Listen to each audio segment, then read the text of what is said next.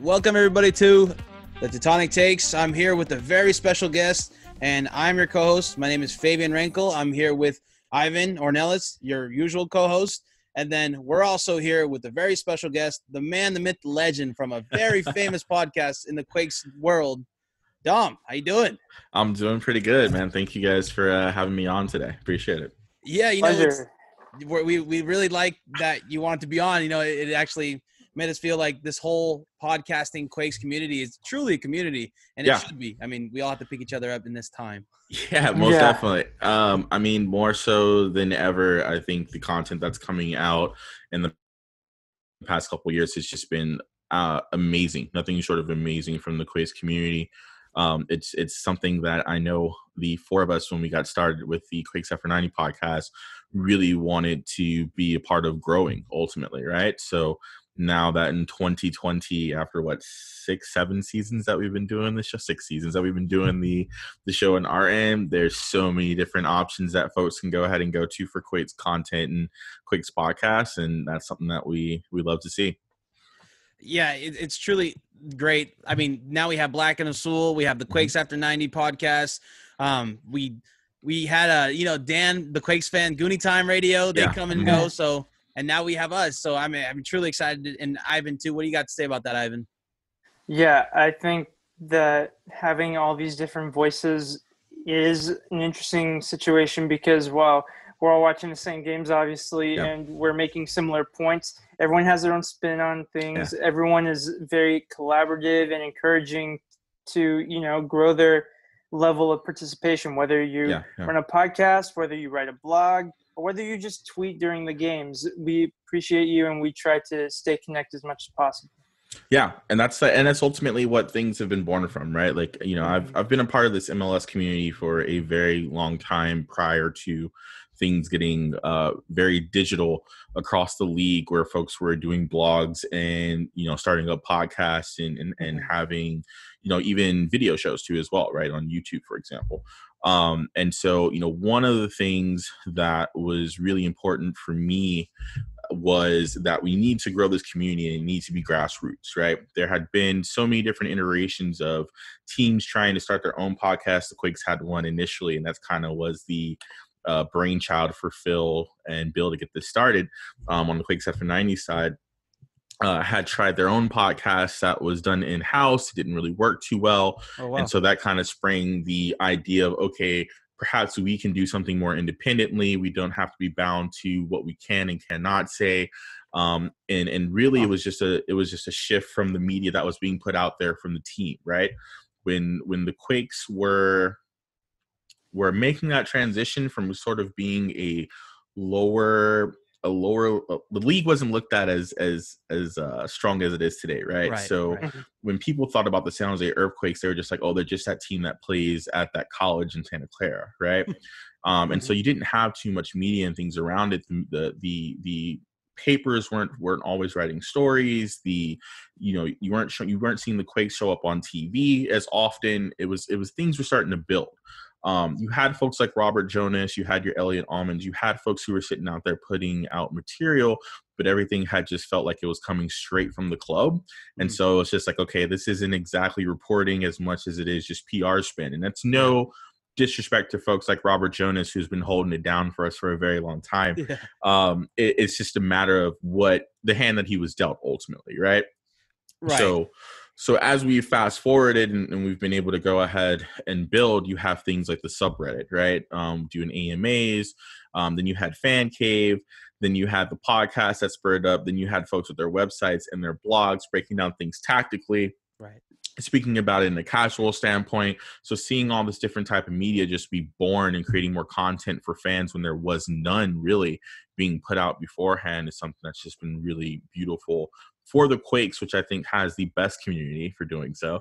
And then for the MLS as a whole, right? So Yeah, who knows what we see from today to 5 years? We might even have 10 more podcasts, right? So, I mean, I think we're going to start to see the biggest growth in MLS 4.0 right now. So this is like, but we'll still be doing Dom Kinnear tactics. And hopefully not. Hopefully that's something that we can move away from. Right. Yeah. That's the hope, right? Yeah. That's incredible, though. It's nice to see these things evolve. And I do want to quickly, before we dive into some more personal updates and then going into the Quakes, an update on the fire/air quality situation that has affected us in the West Coast in particular. So at the time of writing, more and more places in California are starting to get healthier air. There's still a lot of areas that are in the unhealthy for certain groups category. In Oregon and Washington, it is a bit more dire. There are still some places with healthier air quality. There were some concerns about Portland, although that's starting to get a little better. And I think the worst rating I've seen, very unhealthy in the Spokane area. So it's something to keep in mind for Washington. Washington, yeah, but we just want to give a big thanks to everyone. If you are listening to this, or if you have a family member or friend who is a firefighter, any sort of community member or servant who has been helping with these causes, we thank you, we thank them, and that means so much to us right now. Yeah, most definitely. We want to give thanks to all those people that are out there putting their lives on the line.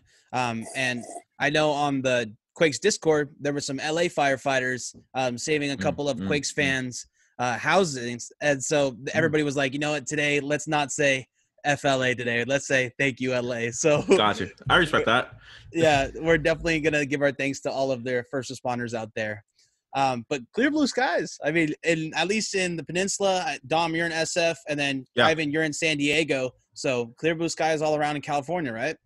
Yeah, so far. I mean, lately there's really been a lot more blue skies, but we also have like Sterling for the QuakesAfter90 podcast, who's also up in that Portland / Washington border too as well, and so he's getting hit with all of the smoke and the craziness that we were beforehand as things are burning up there. So definitely thinking about the other Quakes fans, across the country, up and down this West Coast, basically, who are going through it. Right. Yeah, definitely hope he'll be doing okay, doing what he needs to do to weather this situation. Wear that mask. Yeah, basically. Yes. Yeah, so Ivan, so you said last episode you're doing a little Quakes rebuild on your FIFA account. How's it going now? So it's going pretty well. Keep in mind that obviously in career mode, there's no such thing as DPs and salary caps, so you're allowed to run a bit wild. And this is true. Just with some of the names that I've brought to the club, you'll understand that realism is kind of left at the window. Anthony Robinson, Calvin Phillips, Aaron Long, Julian Alvarez, the Argentine wonder kid from Nunez. You can't even man mark though, so like. Yeah. Well, I'm really curious. What tactics are you playing, and what does the rest of the league look like if you have to bring those guys in to stay competitive? Yeah, so it's a 4-2-3-1 formation, same as usual for the Quakes when they play somewhat formation-based soccer, and we're in the season 2022. So in FIFA 20, they start you in the 2019 season because if you were playing a European league, you would start 2019, 2020. So you start a little bit earlier there.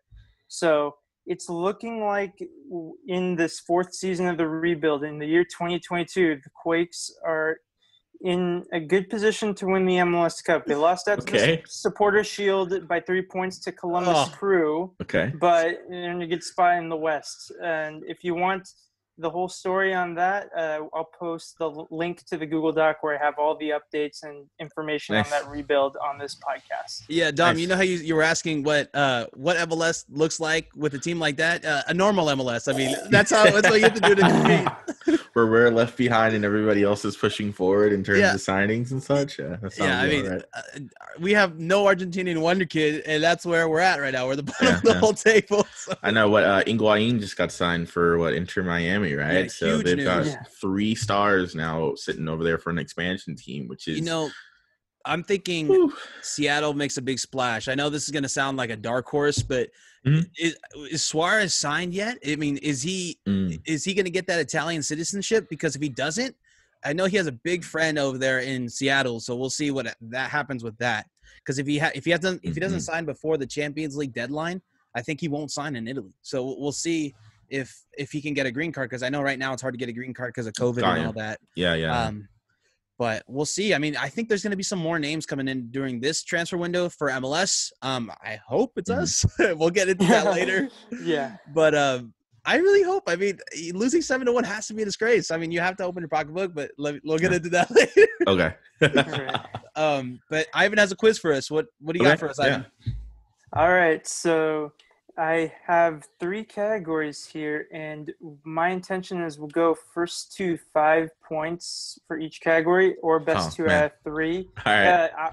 And the categories are years where a MLS team joined the league.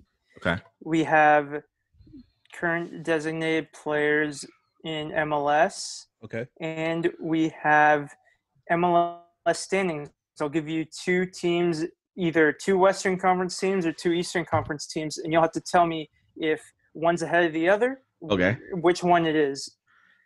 Okay. So since you're the guest, Dom, why don't you pick the first category? I should have definitely looked at the table before this. Oh, man. Let's go with – man, see, this is why I have Zach. Let's go with years that MLS teams joined. All right, so this is how it works. First to 5 points wins. You'll each take turns on this, so you'll each have equal opportunities to get your 5 points. And if you both go perfect 5 for 5, we'll do a tiebreaker round. Okay. At least I'm not struggling with myself this time around. Yeah, no, there's no way. Yeah. Our historian is Zach, so this is usually his department. So I'll see if I can hold it down a little bit. So the base year is 2010. So I'm either going to give you a club, and you have to tell me whether the club joined the league before, after, or during the year 2010. Okay. Cool. All right. So Favi, you're up first. You ready? Okay. Okay. New York Red Bulls. Well, they joined as the Metro Stars before. I mean, before is correct. Yeah.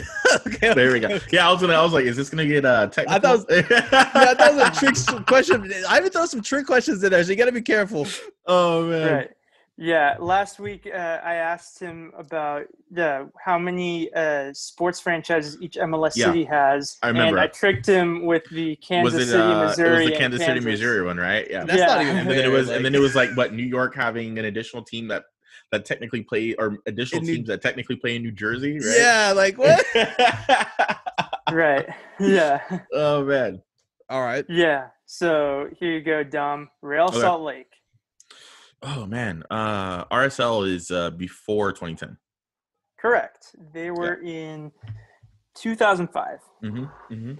All right, Favi. Portland Timbers. All right, here we go. Portland Timbers?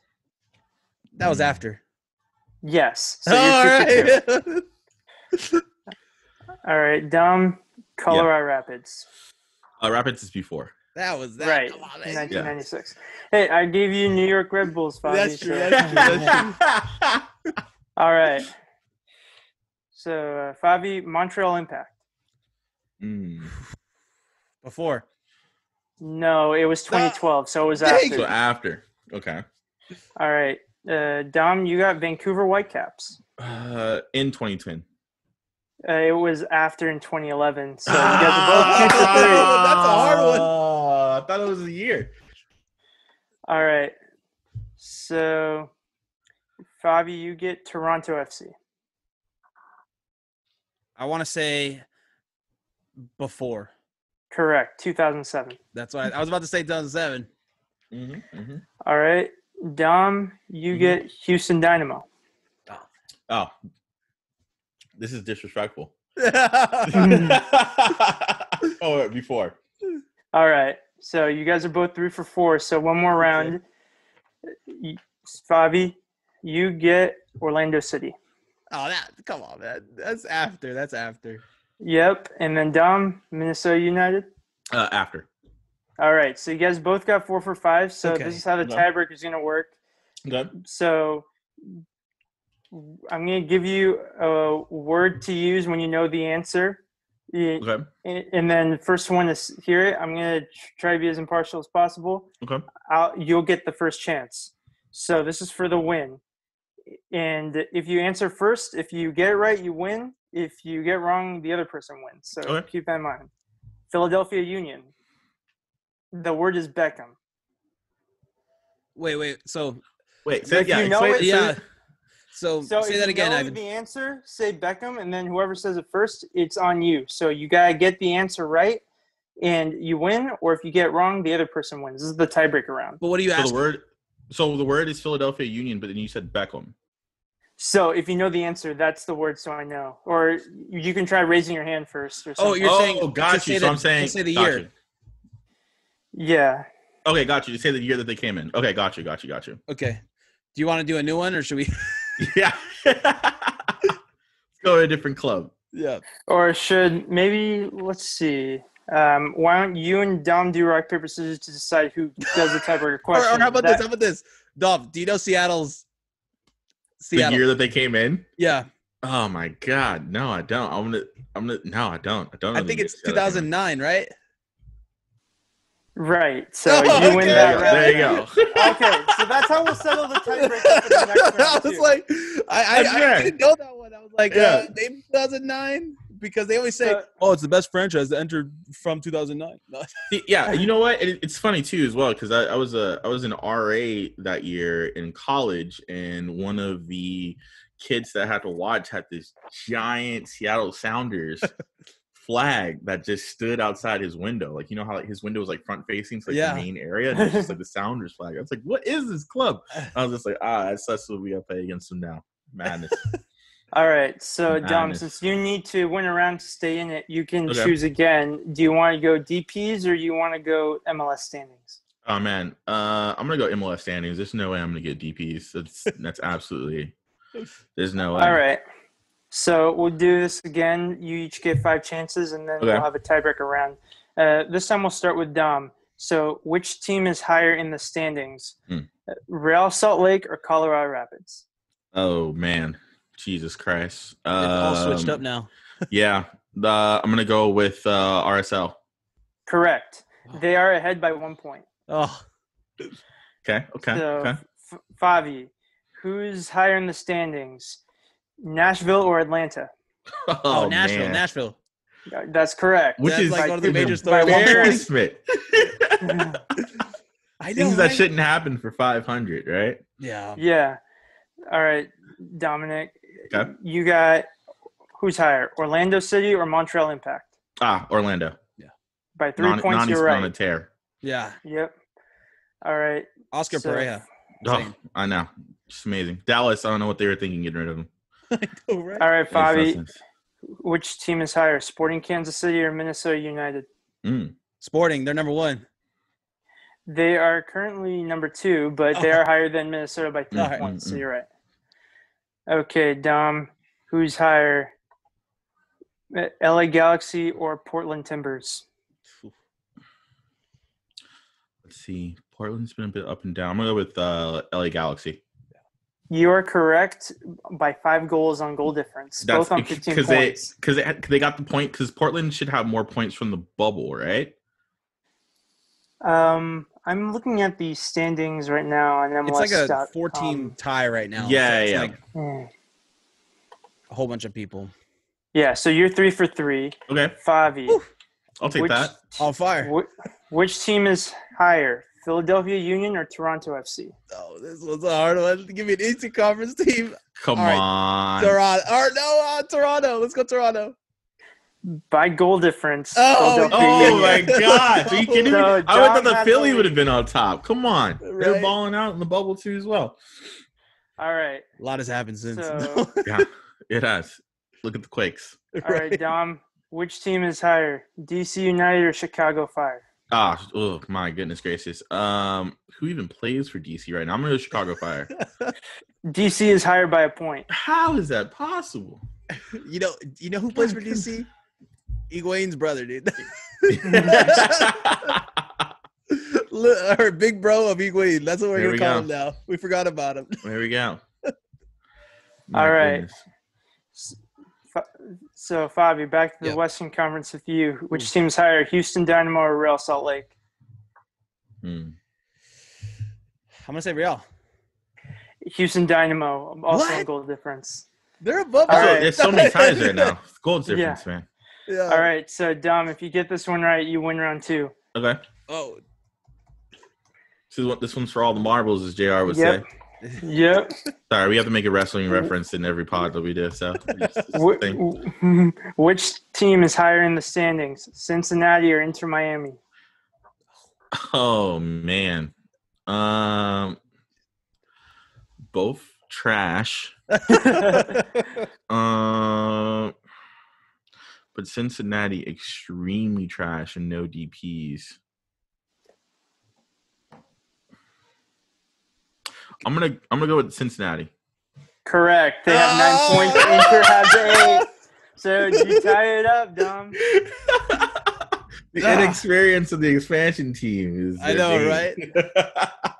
The Eastern Conference at least is like a little more separated than us. Yeah, it's a little more separate. Yeah, we're just goal difference, which is horrible. we're not gonna win on goal difference. That's for sure. Yeah, no, that's absolutely not. There's no way. All right, then. So we're tied up. It comes down to the DP round. Okay. So we'll alternate as well. Let me get the Quakes. It's easy. We'll start with Favi. So each round I'll say a team, and you have to give me a designated player from that team. I'm gonna lose this round. There's no man. I'm not good at this either. No, I can't even pronounce half the names of some of the DPs. Like Chicago's got no clue. Is not required as long Philly, as it's close enough. And you just need one, right? We'll start with some easy ones. Yeah, just one. Okay. All right. Seattle Sounders, Favi. Nicolas Lodeiro. That's easy.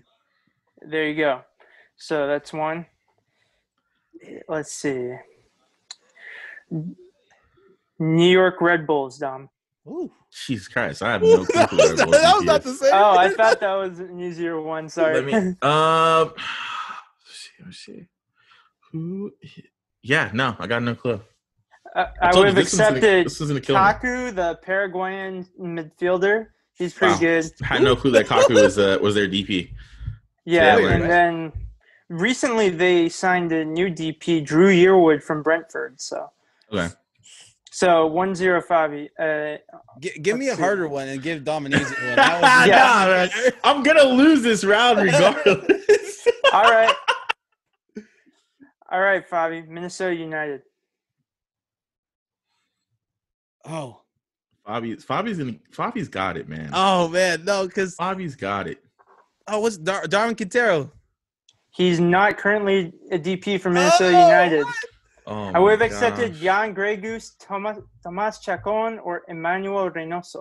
That's crazy. They're so good, and I don't even know they're DPs. That's insane. Where's the marketing team for that team? Let's go. Geez. A lot of teams fell in their marketing side. Us Quakes, we have a great marketing team that does not get the support from the front office to. Those videos are insane. Really do good things. They just need better players to push out there. And the Avaya Stadium, Earthquake Stadium, Jesus Christ, how many times are we going to pay them? It's gonna be rocking. It's funny, we get Avaya every podcast we've done. So you know how you guys do some WWE like wrestling. Yeah. References. We got Avaya. We got a sponsorship. It's just a bad habit because I know it's Intermedia is our sponsor now.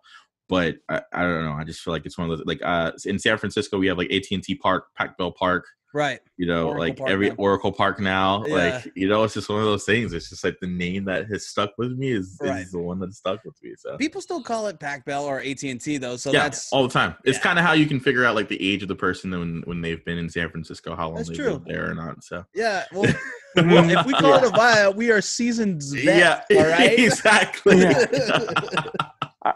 Buckshot Stadium. Right? Exactly. Oh, no. I miss that place, man. I miss that place a lot. I only went once when I was a kid, so I'm truly an Avaya baby, Okay, gotcha. All right, Dom. Portland Timbers. Oh, man. Is Valeri still their DP, or is he just too underpaid now at this point in time? I'm gonna go with Sebastian Blanco. There you go. Yep. So we're tied 1-1. I hope you got that one. Their current DPs are Blanco, Yimi Chara, and Jaroslav Niezgoda. So Valeri lost his DP status last year. Okay, got you. Yimi's a DP. Where did Yimi come from? Colombia, Yimi right? came from Atlético Mineiro in the Brazilian top flight. Oh. Okay, gotcha. What it's the craziest thing to me doing this when you're naming off all the DPs. I don't even know these DPs, and they spend money on these guys. We can't even get a known name out of RFO. Yeah. All right, Favi. New England Revolution. You said you wanted the hard ones, man. Oh, that is a hard one. Oh man, they brought in a central midfielder last year and he got hurt right away. I just don't know his name. That's a DP.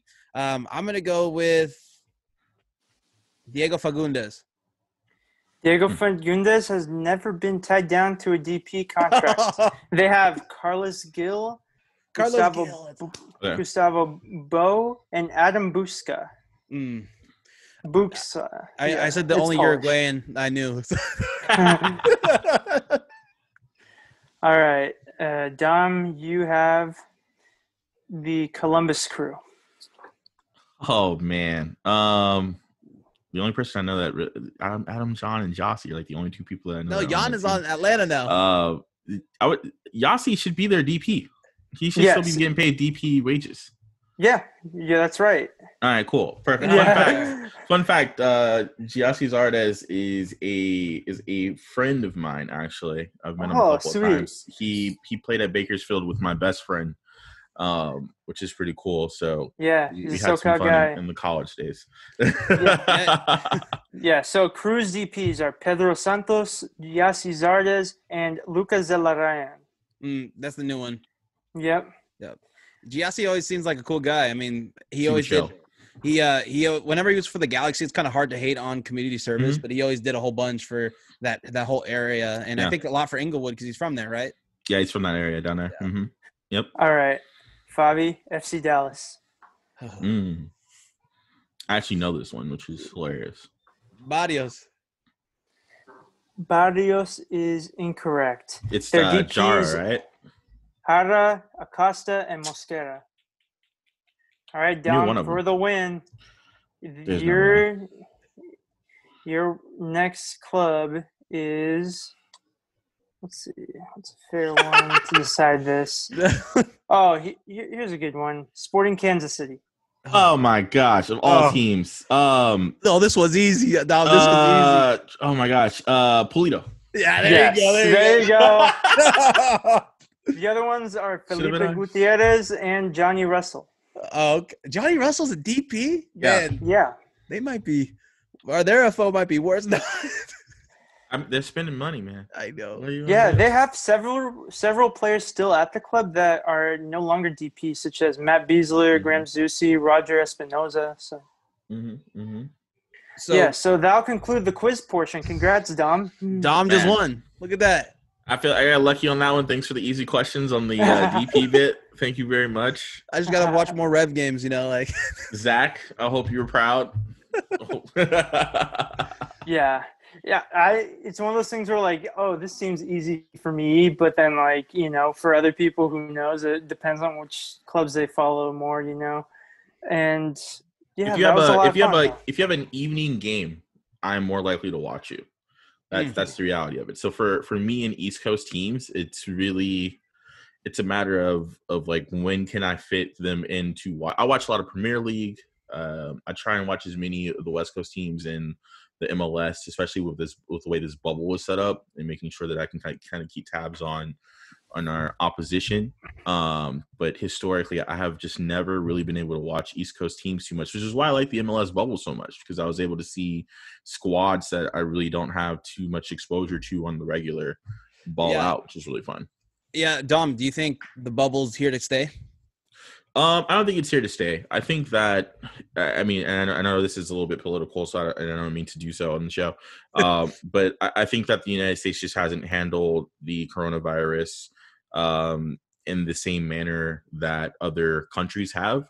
And so those other countries are being able to see the benefits of taking it serious, Right. While we're still having infighting over, let's say in California, I need to wear a mask. I don't have to wear a mask. Right. So, as we continue to focus on individualism, which is the most American thing you can do, unfortunately, there are consequences that come with it where, our way of life is unfortunately put on pause. So, I think that the bubble for this year for a number of sports has been really good, but the NFL is doing everything they can in their power to try and bring back some, some shades of things being normal. And I think you'll go ahead and start to see that with baseball too, as well. And then hopefully the MLS will start to follow suit once we figure out, okay, how can we best move forward and be as safe as possible? Yeah, the weird thing about this whole ordeal about this schedule is they actually travel the day of. So that must be so tiring. I mean, there's definitely not fans in the stands, but I mean, traveling the same day and playing a game sucks. So if they're going to do that for, if the Quakes play, let's say Columbus, there's no way they can do that. So I just don't understand. And I know that's the reason why the schedule is the way that it is, why we have to play Portland twice in 1 week. For example, right? Why we are basically in the tournament of our conference. It's really who's the best out of each conference that's going to come out and go into the playoffs, right? And so, traveling day of, though, you guys have routines before matches. People like to go ahead and get comfortable. They have their rituals, right? You don't get that full ability to go ahead and do those things. It's pretty much just like, okay, I'm off the bus, I'm off the plane. Now I need to go to the stadium. This is where I can go ahead and unpack and unwind while I'm in the dressing room, getting ready, and then going and do so, right? So it's a completely different ritual that players have had prior to this that they're getting adjusted to and having to deal with as well. All right. So I think, those are all different realities of the league as it stands today, and how particularly this country, though MLS is a league for both the United States and Canada, that has also the indecision has affected Canada, where Toronto, Vancouver, and Montreal are playing each other repeatedly because they can't risk coming back into the country. Yep. Is it going to be like an MLS Cup 1A and then 1B for Canada? Those are real questions, though, right? Like, do we think that things are going to be opened up on the border before the MLS Cup comes about? Like, it's a very real reality. Is that Canadian team going to have to cross the border over and then be locked out as a result? I'm not sure if Canadians can go back and forth. I think everything is just closed down completely. Yeah, but I know this is going to be.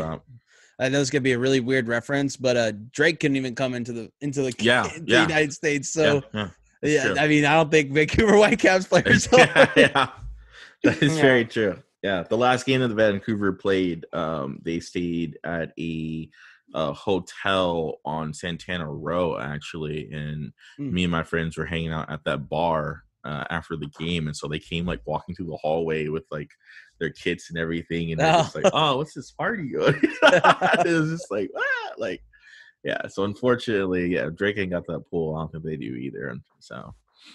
Right. Yeah. Ivan, so what do you think? Do you think this bubble, I guess I asked the question a little wrong. Is the tournament here to stay? So every like 2 or 3 years we run this tournament for a preseason type of thing. Do you guys think that's going to last, or do you think that's going to, we're going to keep doing it? Like an MLS is back tournament, basically? Yeah, exactly. Oh, okay. Gotcha.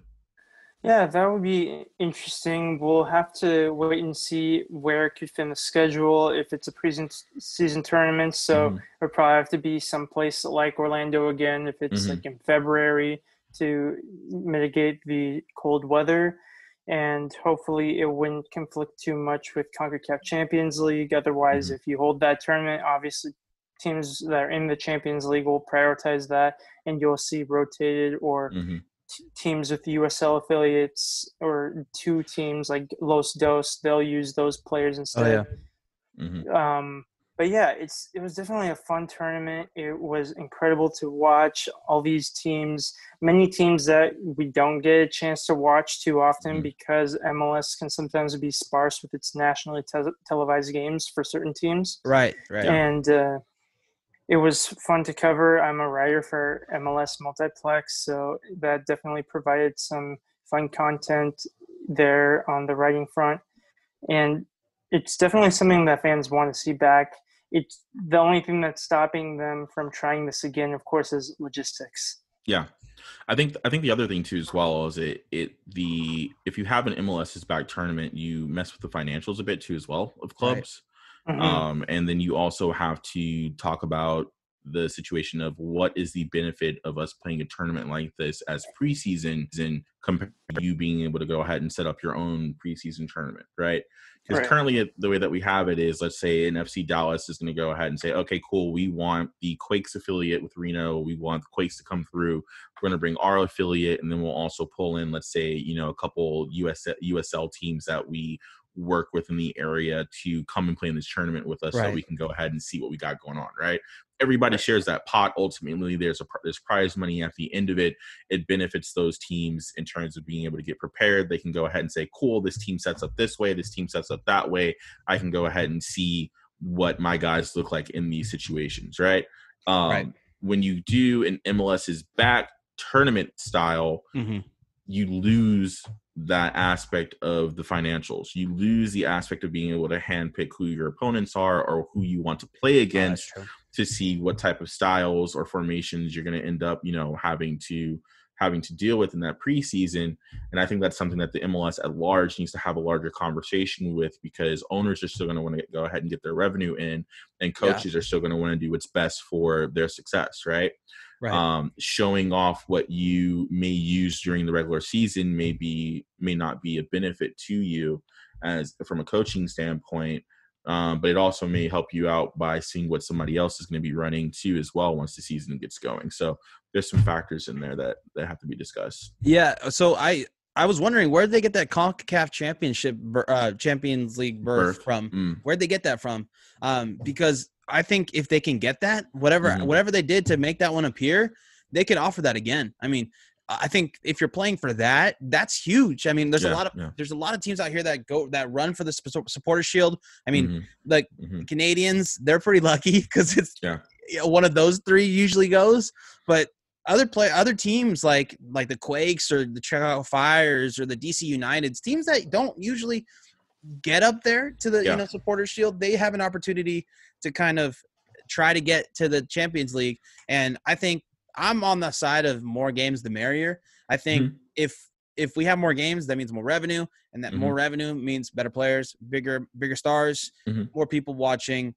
You have to invest to kind of reap the benefits. The benefits. Yeah, I agree. There's also the other thing too, as well, is if the bubble were to stay, I would actually like to see a situation where more players from the super draft were actually brought in onto team rosters and given that play time to go ahead and work with those clubs during the preseason. Because you already see, trialists number 1, 2, and 3, as we like to go ahead and call them on the play side, that pop up here and there, and then somebody sticks it in for them, or somebody doesn't. It would be nice to go ahead and see those trialists for the other clubs playing too as well in a central area.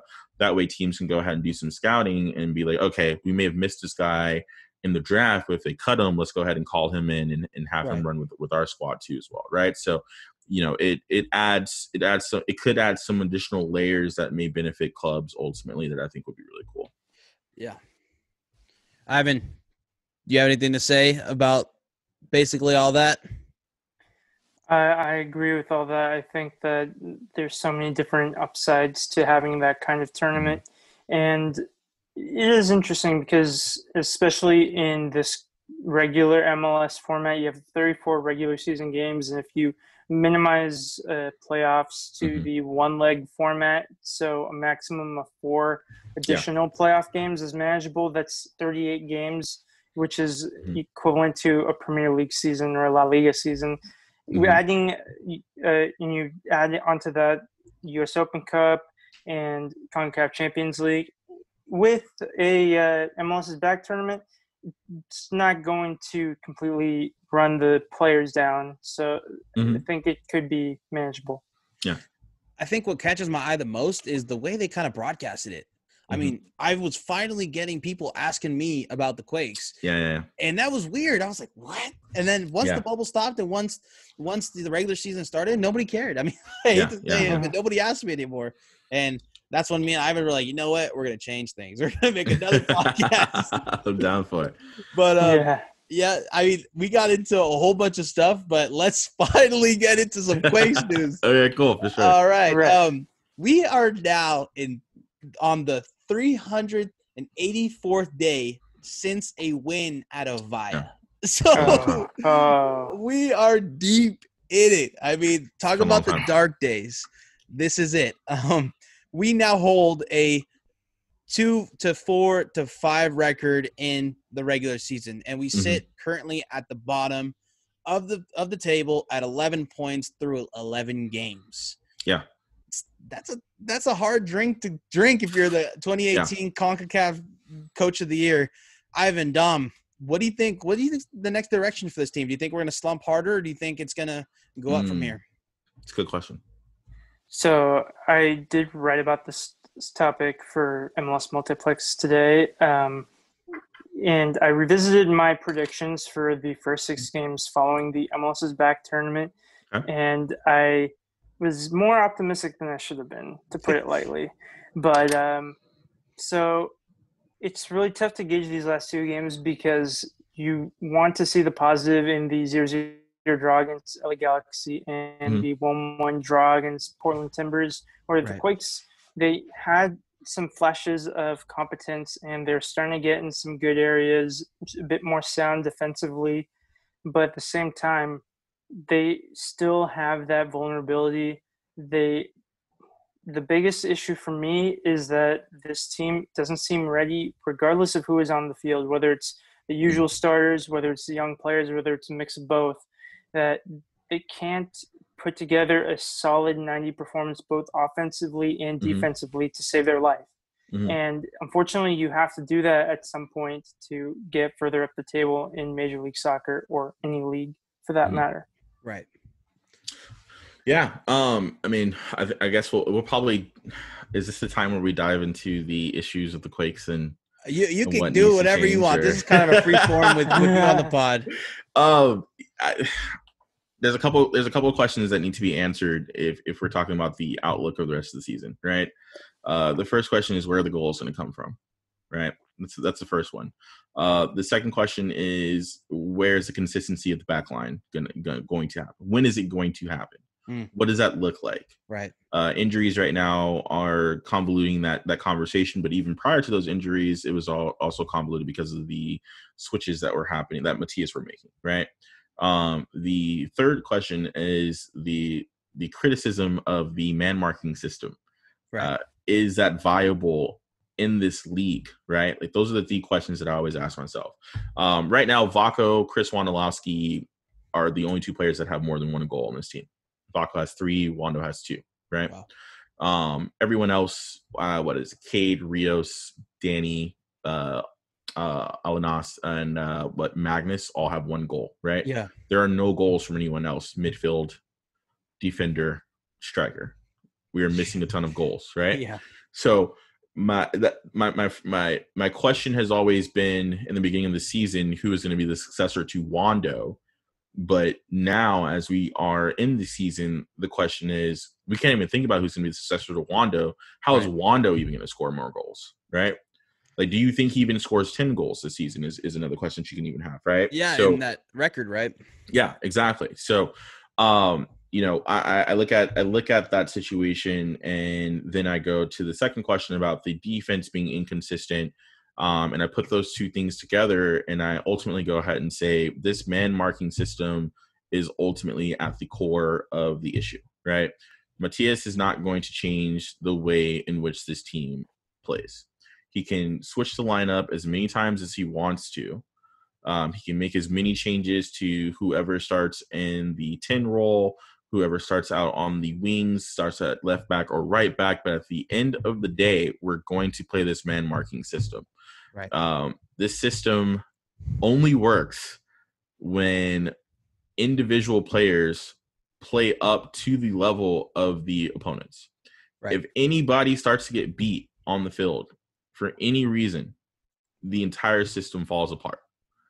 That is what we have learned with almost 2 seasons now of watching this with Matias. That is what people are starting to compare with teams like Leeds. And ultimately, I think that, teams have started to break us down as a result because there's tape now. So, for me, I don't have a positive outlook because we haven't made any signings or improvements on the squad to improve how we run this man marking system, unfortunately. Yeah, I completely agree with the 3 points you said. We don't have enough pace. I think that's one of the biggest problems, and that's very obvious when you see.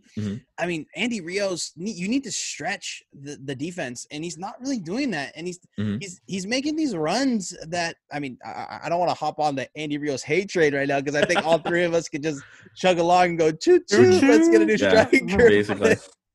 But he makes, like, how long have you been playing with Baco now? And how do you not know he's going to cut to his right? And why are you making a near post cut? Like, why are you going to the near post when you know it's going to either maybe hit off the post and go to the right of the goal, or it's going to come off of the goalie and then you have to be there to poach the ball? But he was making this near post kind of cut, and I'm like, dude, you're not even going to score from that area. Why are you running that cut? It's the safe run. That's the problem, right? Because ultimately you have to get back on defense too as well in the system, right? So people are playing it safe and not pushing forward as in the way that they need to, or not making the correct runs that they need to, because in the back of their mind, it's a matter of, if we turn this ball over, then I have to go ahead and track back on defense, or else my team's gonna get punished for it, right? And so we've seen that happen when players have individually bad games. This team has been punished significantly, right? Or we've seen that happen with the Seattle Sounders game, where they basically cleared the entire midfield and said, you guys like to go ahead and attack from the wings through Espinoza. That's the one guy that's going to cross the ball or cut into and go towards goal. We are going to eliminate him by crowding the wings and clear the midfield, and then just dissect you as we cut through, right? That's why Jordan Morris was able to run his slow self all the way downfield and nearly score on us, right? And so, it's something that I've been looking at. I'm not really somebody who likes to go ahead and go in like technical on the tactics, but and take a look at the last 3 matches that we've played, and look at how many players, instead of crowding the box, are sitting on the outside and ball watching.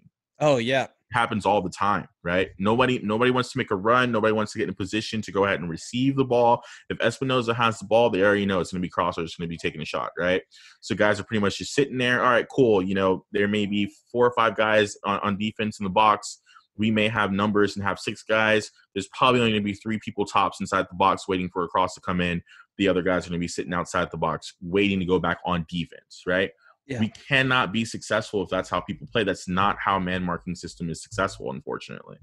Yeah, it reminds me a lot of basketball. I mean, if you have the ball and then everyone's just hanging out at the 3-point line, not making any cuts, it's like, dude, we're not going to open any lanes. We're not going to try. And they're like, oh, yeah, I'll get them next time. I got to get back on defense if you miss, bro. Like, yeah.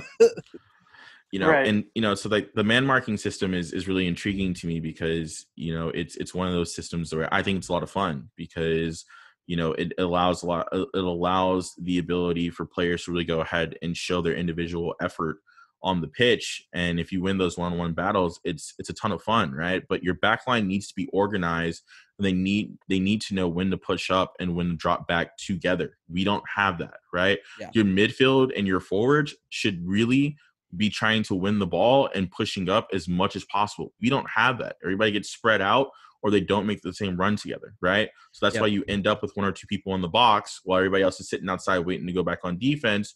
And so when rebounds and things like that come in, we're not converting on those goals. We don't have those open passing lanes to go ahead and take additional shots. So, it's unfortunately a mess that we have in our hands due to the individual effort of the players. Yeah, and it does make things difficult for defenders in particular who usually don't get as much game time. So it's difficult enough as it is if you're an out-and-out starter playing this demanding system. But for players like Jacob Akanya-Urije, who made his MLS debut in the one of the games this week, starting and playing 69 minutes. It seemed like in JT Marcinkowski's first appearance of the season, no less, there was questions of whether or not these players are somewhat being thrown to the wolves in a sense that, okay, you want game time, fans are calling for different players to play. Well, you're going to see what happens. And thankfully that they held their own, but still, like, this is not a convincing defense where you can relax a few times and you expect them to win every battle. And you don't expect that from any defense, but it seems like regardless of which team they play, especially in this group of teams that they have scheduled recently and coming up, they've had little problems getting into those spaces deep in the final third. Yeah, there's no more Magnus to ping the ball across the field, unfortunately. That's the reality of it, right? Magnus was not the, and I said this on our show too as well, Magnus was not the best player in terms of getting up and down the field in terms of the physical aspect, the pace that's needed, like you said. But he was very smart in the way in which he distributed the ball. So, the man marking system works very well when play is stopped. You can organize, you can take time to go ahead and say, okay, we're going to go ahead and cover these guys, or we're going to go ahead and line up this way so that we can go ahead and press and move up. And you can use that to your advantage. Magnus would slow things down, and it would help us out quite a bit, even if that's not how Matthias wants this team to play. But we don't have that anymore. So it's really up to guys now that you're missing that aspect in the system to really be smart in the manner in which they stick together and push up from the midfield and the forward side. And really, we need to crowd the box more to open up more attacking opportunities. And on the defensive end, we need some consistency. Yeah, when I was hearing you guys both talk, I kind of thought to myself, wait, there's one thing that Matthias has never really had to deal with in his prior jobs. Everybody knows a different language on the Quakes. Everybody's from a different area. So how is the chemistry and how are people gelling together when the main language isn't the same for almost, I think, 5 different starters? So we have Garam from Georgia, Vaco from Georgia, and then we have Hudson with Portuguese because he's from Brazil, and then we got Spanish guys, and then we got English guys. Is there a problem with gelling together? I don't know. That's something to kind of think about, because when Dom was saying these guys all have to be on the same page, well, it's evident that they're not. So there has to be something going on. I don't like to harp too much on the language bit, because I look at guys like Tommy Thompson who's been learning Spanish, that he can communicate better, right? And then I just look at the world game too as well, and I look at teams and how their makeup is, and a lot of them, don't have one language that people, speak and or communicate in either. I mean, I'm an Arsenal fan, right? So, right now Arteta will go ahead and use English sometimes to go ahead and put out his commands. He has keywords in Spanish that he'll go ahead and use. And then on the pitch, you have Portuguese, Spanish, English, French. That's all spoken by Lacazette and Alba both speaks French. When Pepe's out there, your 3 strikers are speaking French, and then your midfield speaking Spanish, and then the rest of the folks are trying to communicate together in English, right? So it's one of those things that I think when you're on a team in the game in 2020, it's something you have to deal with, right? And that's what we have practice for. I really think it's like you said, when you have these different lineups, you don't have the reps in to be able to feel comfortable in the system and say, okay, I need to be here. I need to push up now. I need to fall back because my guys are doing this, or this man is here. Let me go ahead and take a look out for this. It's just not a system that says, I'm going to go ahead and help out the guy to my left or my right, ultimately. So as soon as you make that one individual mistake, you're going to get pounced on. And that's what teams have been taking advantage of. Right.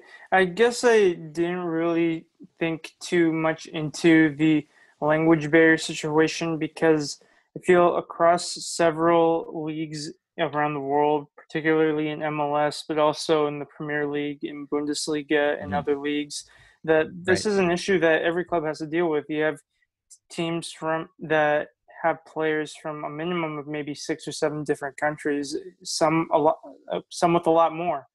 And I think that, like you mentioned, Dom, a lot of that understanding does come from practice.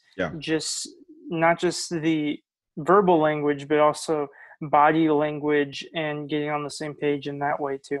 Yeah, I don't know why. I guess I just brought it up because when I see Andy Rios get frustrated, his body language and his effort really show. Like, I don't see it on Yudson. I don't see it much. I mean, Jackson Yule, you can kind of tell. But on Andy Rios, it's the most evident. And maybe we need a leader in that role. We need someone because I think when Andy Rios gets frustrated and he's not getting those passes because he's not running in the box, he's not really doing anything. Yeah. I saw Vaco pass it back to Marco Lopez at least 8 times. Yeah. So it was like, what? Like, there has to be some sort of run you have to make. And I think Vaco knows that too. There has to be some sort of chemistry going on right now where I don't know if it's just Andy Rios, but for some reason, I don't think I've seen Vaco pass it to Andy Rios once in the last how many games. Yeah, they don't link up the way that they need to. That is definitely true. And I'm not a fan of Andy Rios just because I don't like his attitude on the pitch at all. And I think that he is a ball watcher in a position that needs to be a lot more involved and take the reins ultimately, right? So, for me, he's one of those guys that I would like not to see in starting lineups going forward, unfortunately. But it looks like we're going to go ahead and keep seeing him because when I take a look at the numbers outside of Espinoza and Vega, he has the most minutes with 556, right? Which is perplexing. So Espinoza, Vega, and Jackson are your most consistent members of the starting 11, and then Andy Rios is right there. So it's unfortunately we may see more of him for the.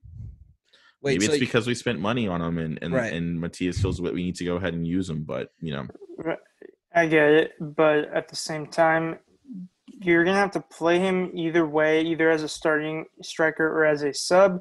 I think the decision is clear. In terms of his lack of production, his lack of goals, you want to have him on the sub. And I'm not just saying that because of damage control. Like, you don't want a player who's struggling to play 90 minutes every game. But also, if you're struggling for goals, sometimes it's easier to get back into that goal-scoring form if you're coming on to tired legs on the opposite defense as well. Yeah, it's all about putting players in position to succeed. Sorry, go ahead, Favi. No worries. So, when you bring on a reliever, you're losing like 4-0, and you just need him to eat up innings. I mean, this is kind of what Andy Rios is for us. And I hate to say it this way, but then Wando comes on when they're all tired, and he scores a goal. Yeah. So what I'm hearing is we need an engine number 9 that would bring the club back to their feet with buzz, and we wouldn't pay for him. So let me tell you about this guy named Edison Cavani, okay? He has no club right now. Yeah. He's an engine, and he has some star power to him.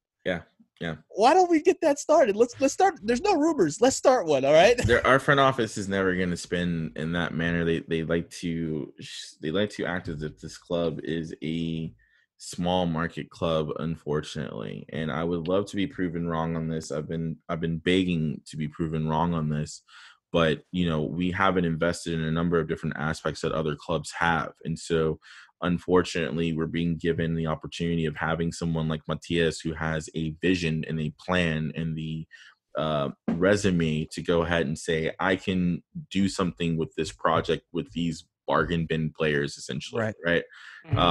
But, with the rest of the league saying, hey, I'm going to bring in an Higuain and a Pizarro to go ahead and bolster, my team at 6 points, and you've brought in – actually, you sold your best player in the midfield.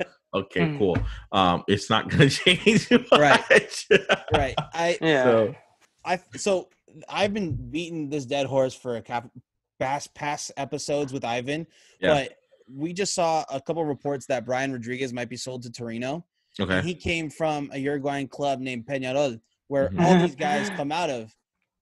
I don't need to be a scout to tell you that these guys are going to be worth something someday. Yeah.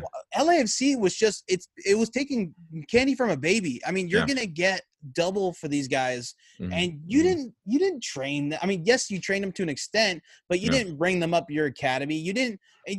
Uruguayans will always sell.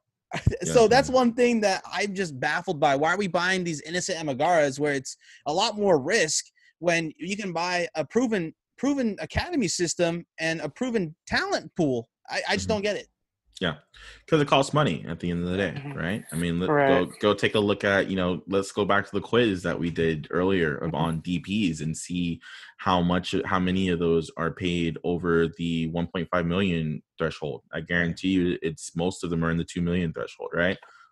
Who have we paid $2 million to? Who are we paying that much money to? I think Espinoza and Innocent, right? Those are the two. And look how that's panned out. We've got no goals. I hope we don't spoil. I mean, Espinoza. I mean, this is gonna hurt his ego. So we better bring him some help. Like it may hurt his ego, but he's developing as an individual, right? So at the end of the day, I guarantee you there are clubs who are going to sit there and look at when his contract is coming to an end and say, we need that guy on our team because he's going to be a difference maker and he's going to be more successful with us in our system because we have the supporting squad to put around him. We don't have the supporting squad around him right now. He is a waste of money because we refuse to go ahead and fill the gaps that we needed to 2 seasons ago, ultimately, right? So, it's unfortunate, and we have some puzzle pieces that we can work with, but at this moment, it just doesn't seem like the club wants to be ambitious enough to do that. Right. I really enjoy this conversation, but we do have a few other pieces of San Jose Quakes news, and then we'll get into the quick reviews of the last 2 games. So just want to say that there is a Chivas vs. Club Leon match scheduled for Earthquake Stadium that has since been rescheduled for March 2021 due to all the pandemic issues going on right now.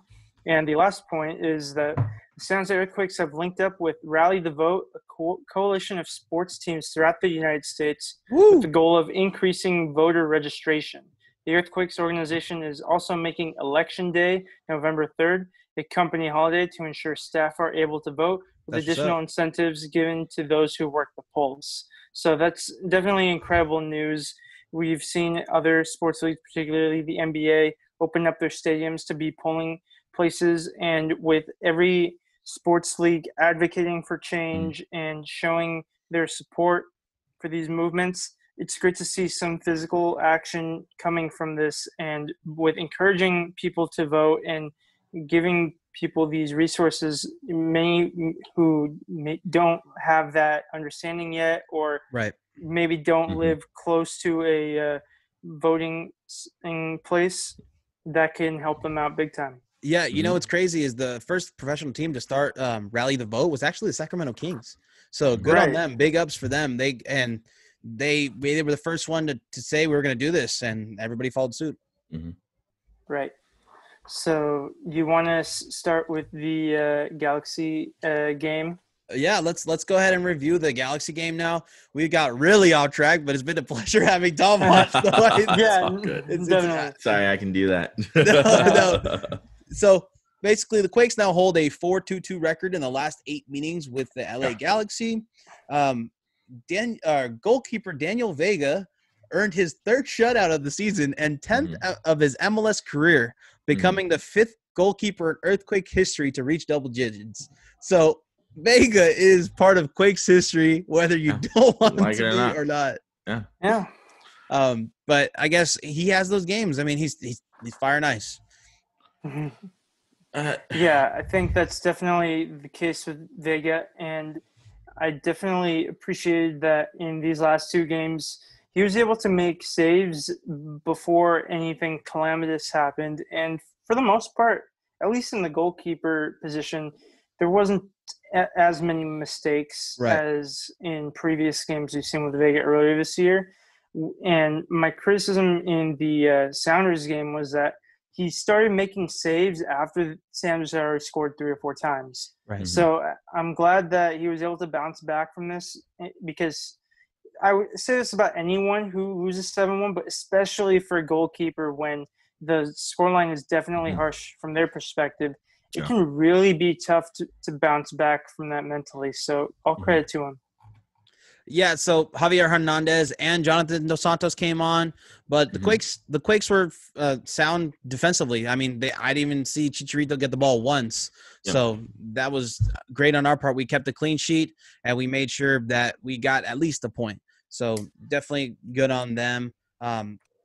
We brought a good performance out in the field after a 7-1 loss. I know the bar is set so low after hearing Dom talk about that on the Quakes After 90 podcast, but I mean, I don't want to say we should win because I don't think we didn't have any shots on goal, right? That was the thing. Like, really, we didn't have any really good shots. Right. I know it was a long time ago now, but it's I think the biggest takeaway for me was that Florian Youngworth played in a role that a lot of us fans had been wanting to see him in for 2 years now. Right. Yeah, no. I remember. Flo was signed by this club originally to play in the midfield and then or midfield or out on the wings. And then all of a sudden we had injuries and then he was a center back and he held it down, but maybe a little bit too much because he never got that opportunity to move back into the midfield or really out wide too much either. Maybe like 1 or 2 appearances from what I can remember. Unfortunately, in my opinion, he just hasn't been utilized in the manner that we could. So when we brought in Judson, I was actually a bit surprised in the system because I felt like Flo was a natural replacement. So seeing Flo be able to go ahead and be in that role this time around because he is a good passer, he is a destroyer too as well. We know that Flo will make those tackles. I really enjoyed it, but maybe he just doesn't have the pace of Judson for the system, and that's why Matthias waited so long to go ahead and do so. But in this match, I would say that he was probably the best player on the pitch for the Quakes. I really enjoyed his play. I thought that the rest of the game, however, was a bit of a wash, unfortunately. So would you say he's your stud? Yeah, most definitely. Yeah. In that game for sure, he is my stud. All right, look at that. We have Dom saying a stud on Quakes After 90, not on that podcast, but I like that. When it comes to matches against the Galaxy, I expect the guys to play with a bit more intensity. I don't care if we're gonna have 4 or 5, Classicos with how things are set up. You should want to play more intense because you know how much it means to the fans. And also this is a team that you take a look at every single season and say, okay, how can we carve them up? Right. And so, I expected some guys to be a bit better. I really expected Espinoza to be a bit better because Vaughn was on his side and I felt like he was going to have to play up as a result. But it just wasn't his night, unfortunately, to make an impact. So my God, I'm really excited for the next time that we play the Galaxy because I think a lot of guys are going to have a lot to prove as a result of this ending as a tie. Yeah, my stud for this game was Daniel Vega for keeping the clean sheet, which felt like an Xbox rare achievement unlocked.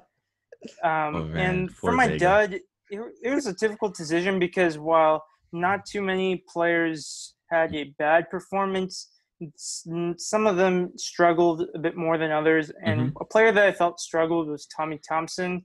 He had no shots on target. I wanted to see him get involved a little bit more since he's back to playing a more advanced position, which I feel like more suits his skill set rather than playing a demanding fullback position against some of the best wingers in MLS in these last few games. But ultimately, no one played exceptionally bad that this is what we created the stud and dud segment for, but I had to pick we didn't create it. We got it from Quakes After 90. Let's get we got Dom on the pod. We can't say that. It's all good. Yeah, but my bad. No worries, man. We really appreciate it. I think for me, when I take a look at guys like Shea Salinas coming in with the start and not having too much of an impact, but we need a leader on the pitch to really lead the line forward with Wando too as well. Those are the guys that I feel like, okay, you've gotten an opportunity to go ahead and play out wide. We know that you can score those wonder goals like he has in the past. I needed more from him in this match.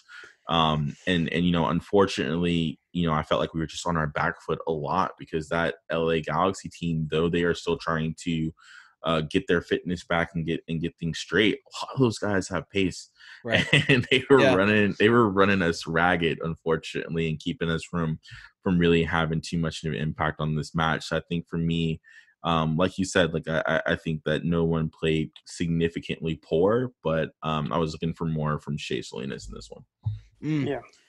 Yeah, so the biggest reason why this wasn't the other LA Galaxy game was Tommy Thompson was not playing right back. Yeah. And right. Mm-hmm. Who filled in his shoes was Nick Lima. He did an exceptional job kind of stopping Pavone. And then we had Marcos Lopez on the left, where he's my stud. I think he is officially the owner of that spot. I don't know why we didn't try this a long time ago. It seems after seeing the way Pavone blew past Tommy Thompson, this is a no-brainer. I know Nick Lima needs to do better while moving forward on the offensive side of the pitch, and it's kind of crazy that he was a striker because every time he does that long shot, it's like, yeah. You don't know if it's going to be on goal or fly over the post. Yeah. But Tommy Thompson did a good job when he was in that right back role going forward and getting penalties for us and getting some offense. So if we see that out of any of our wingers like Marcos Lopez or Nick Lima, I think we're good. I think our fullbacks are one of the best we've had in a long time. Okay. Yeah. I've always been in this camp where I said that when it comes to our fullbacks, we are focusing too much on how they move forward and attack instead of how they defend. Because for me, the reason why we continuously find ourselves towards the bottom of the table is because we're not defending consistently match after match, right? And a lot of that's because we're getting exposed and players are getting blown by in situations like Pavone versus Tommy Thompson. So when Tommy moved to that right back role, I wasn't a fan. I wanted Nick Lima there because I know Lima can defend. I love when he's in, right? Tommy is very good with his positioning and he's fast. So he makes up his lack of defensive prowess that Nick has naturally with the way that he'll try and position himself or catch up to a player with his speed. And you can't do that with somebody like Pavone. Right. You got to have the full package. You got to understand where those runs are going to be made. You know what I'm saying? You got to get a little dirty. And that's something that Nick Lima likes to go ahead and do. And I was really happy that he came out and spoke about wanting to be in this position, about how he feels that he's one of the best right backs in the league. Yeah. Because to me, it shows that he wants to make that role his. He wants to be with this club. He doesn't want to hear any more rumors about him leaving or being traded or have to worry about playtime. He just wants himself to be able to come in every single match and know that his name is going to be on the sheet for that right back role. Yep. Right. I agree. And yeah, I feel like between the two games, both ended in draws. The one that I felt like Quakes could honestly feel more gypped on losing 2 points. It wasn't this game. It was the Portland Timbers game. I felt like a 0-0 result was pretty fair for both the Galaxy and the Quakes, given the amount of opportunities carved out. Correct. Yeah, the Galaxy were the hottest team in the league. They won 4 in a row, I believe, and we stopped them from winning. So, I mean, it's a silver lining at least. And got their stars back. So, like I said, the bar may be low, but it is what it is, and we got a point out of that, which is cool. But like you said, like getting robbed in the next match was pain. To open the discussion of the Portland Timbers game, the stats that popped out to me the most were the difference in the shots and the corner kicks. So San Jose Earthquakes had 19 shots, 6 shots on target, and 7 corner kicks, compared to Portland's 6 shots, 3 shots on goal, and 2 corner kicks. Somehow the Quakes didn't win. Yeah. Well, we saw what contributed to that towards the end of the match with the stoppage of play for something that could have waited until after we saw the shot on goal. That was pretty much about to happen. You think he would have made it? I'm a Quakes fan, so yes. I'm a Quakes fan, so yes. Yeah. But it's just the principle, right? We know that when that situation happens, it shouldn't even be a thought to blow the whistle. It should be to let the game continue on. Right. If you want to dish out a yellow card, you do it afterwards. You know what I'm saying? And that was just absolutely crazy to me. But in typical Quakes fashion, it would happen to us, unfortunately. we didn't get a penalty or anything to make up for it, so it kind of just was what it was, right? Right. It felt like he was giving us a couple of calls. I mean, I think he messed up, but at the end of the day, how are you a professional? How are you playing at the highest level of, the American, at least United States pyramid, and make that type of mistake? I mean, that was a very memeable game for the ref. I mean, we saw a couple memes from that game. So definitely pro needs to be better. I mean, it sucks because I feel like it always happens to us. It's insane. It just always happens to us. And the penalty not called or something going the wrong way. I mean, hell, the goal that was scored had to go and get reviewed when it shouldn't have, right? Right. And I had a question about that too as well, because with VAR technology, at least in the Prem, there is the watch which lets you know if it went over the goal line or not. And so I'm assuming that we're not using that in the MLS for some reason, because we could have saved a bunch of time and it would have just came up on the watch that, hey, went over the line, that's a goal, instead of having the 0.2 second review of if it was a goal or not with the VAR screen, which is insane. But he was so serious about it too. Yeah, he was like, "Oh, let me go take a look." Okay, cool, perfect. Yeah, right. I knew I messed up. Sorry. Like, come on, man. It's like he almost had to do it for the show.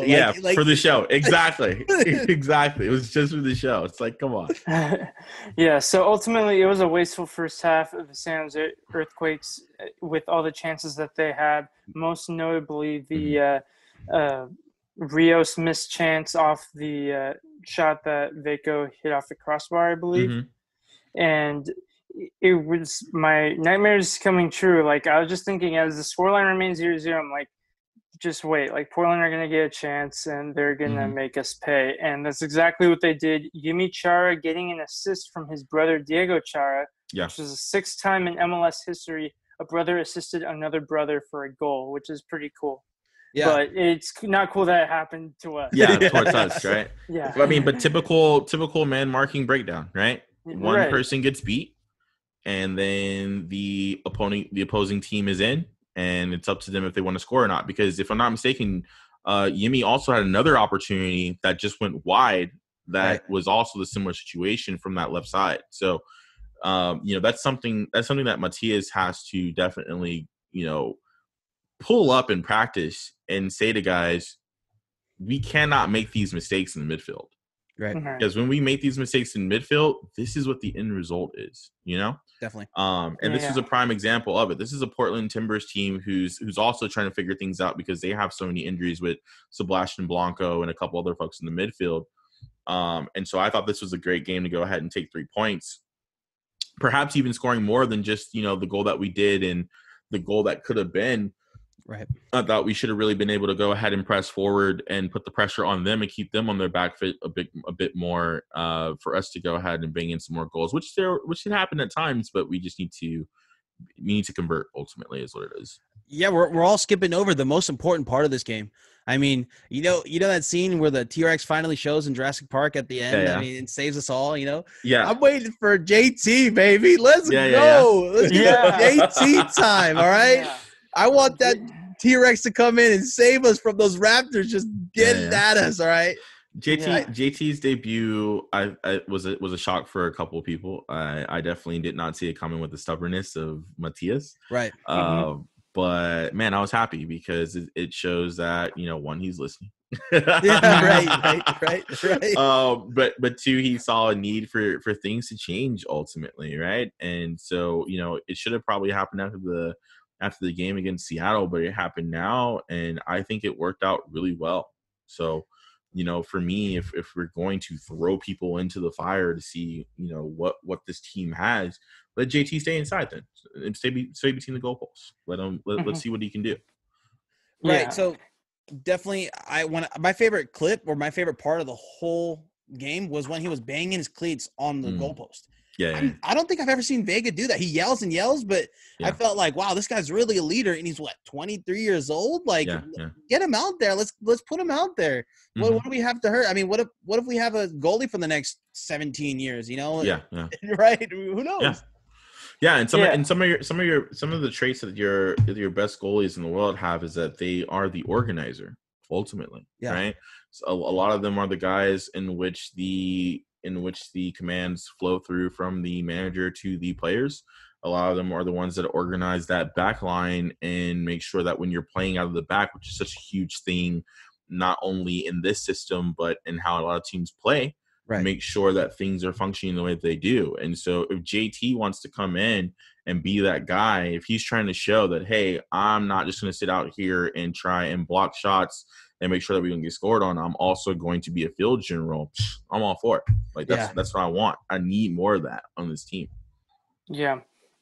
Just a quick word about JT Marcinkowski. I remember that day when he was announced that he was a starter. Favi texted me and was like, "This is not a drill. JT time. Let's go." And I was like in disbelief because, like you mentioned, it seemed like everybody was getting a rotation except for Daniel Vega remaining between the sticks for whatever reason. And it was great to see JT Marcinkowski get a chance. I believe he had 5 appearances the previous season, so I'm glad he got one here to show that he still has a place in this team. And whether there's a path still for him to become a starter at some point remains to be seen, but I think he's certainly capable. And just from a kind of personal point of view, he went to high school at De La Salle, so I'm always rooting for his success. You De La Salle folks like to stick together. And Fry too, right? He's a good goalie. He went to De La Salle. Yeah, he that did. was also cool. Fry he did. Jeffrey Fry, Chris Wondolowski, and JT Marcinkowski all coming from that school. All right, go ahead, Bobby. So this is a Quakes podcast. I know you guys are not going to want to hear this, but in the interview with Victor Bernardez, he had a lot of high praise to talk about David Bingham and how he organized that back line very well. I know we don't want to hear about this, but at least in some games he had a very strong back line, and Victor Bernardez doesn't really speak that much English. So it's definitely it was some sort of leadership that David Bingham had that unfortunately we haven't had since his departure.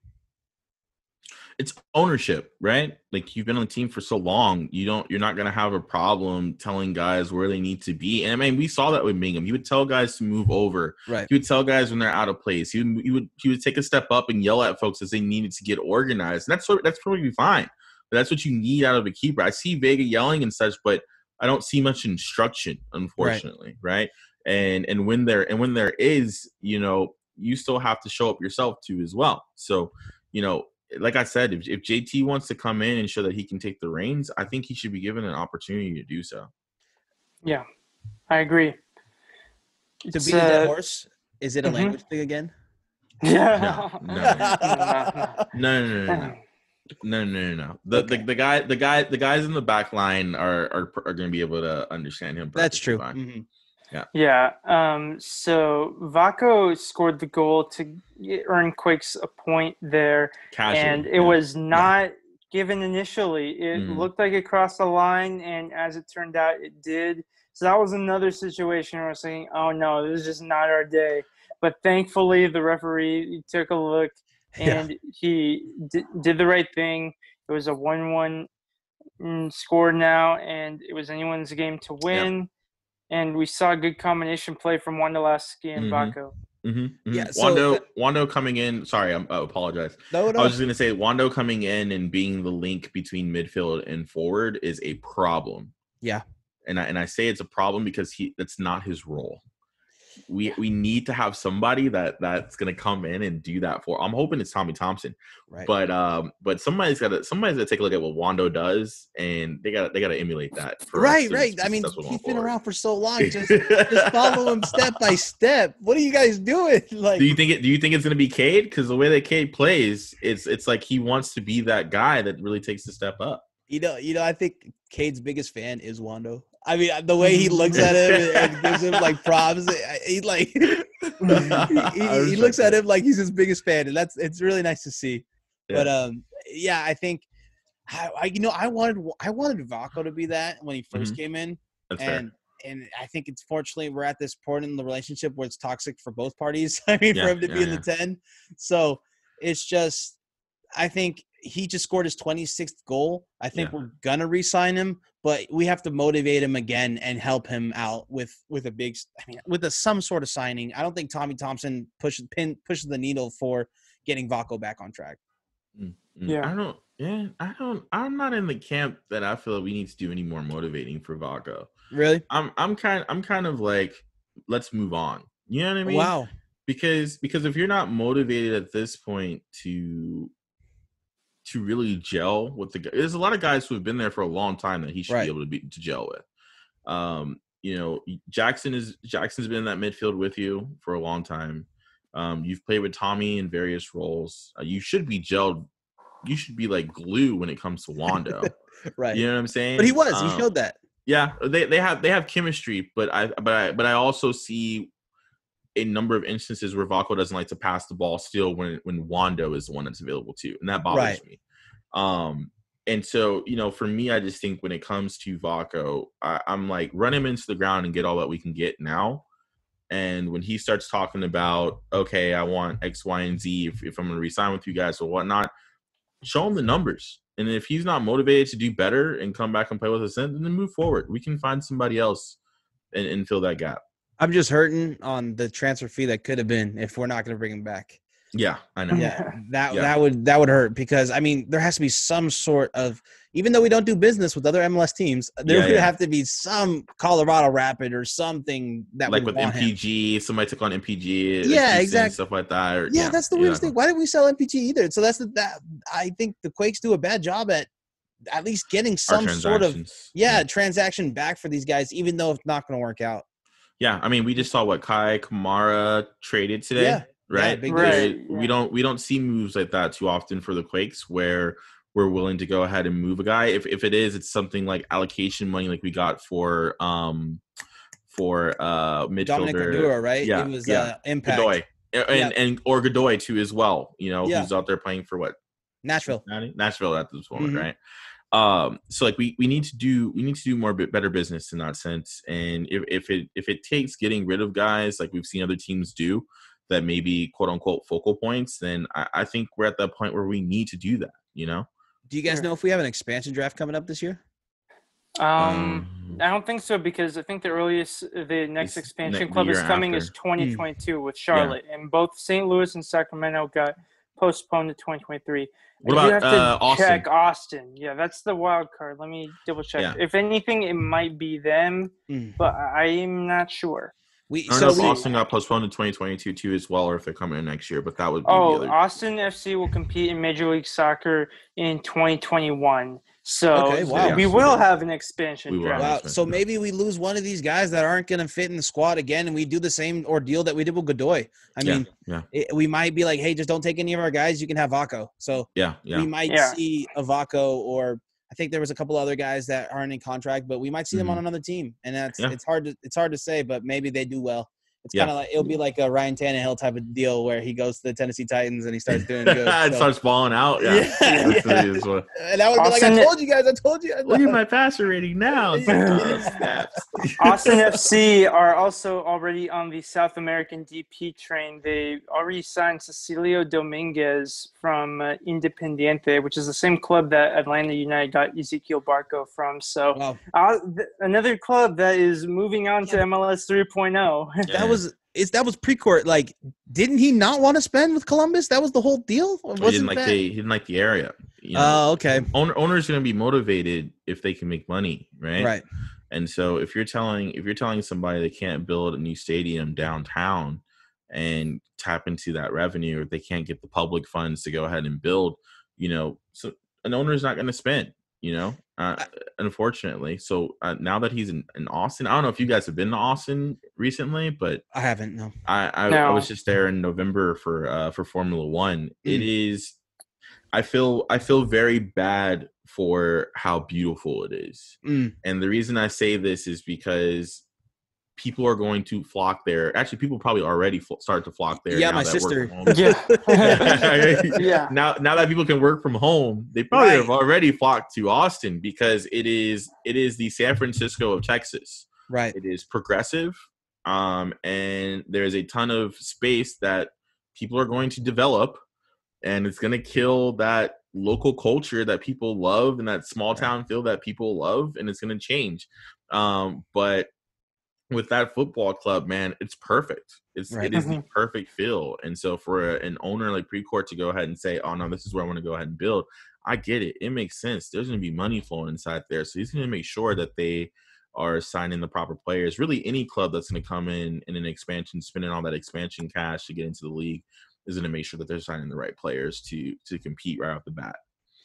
Yeah, going back to my sister moving to Austin, she was like, "Oh, are you gonna come out to game? We're gonna be season ticket holders." And I was like, here we go.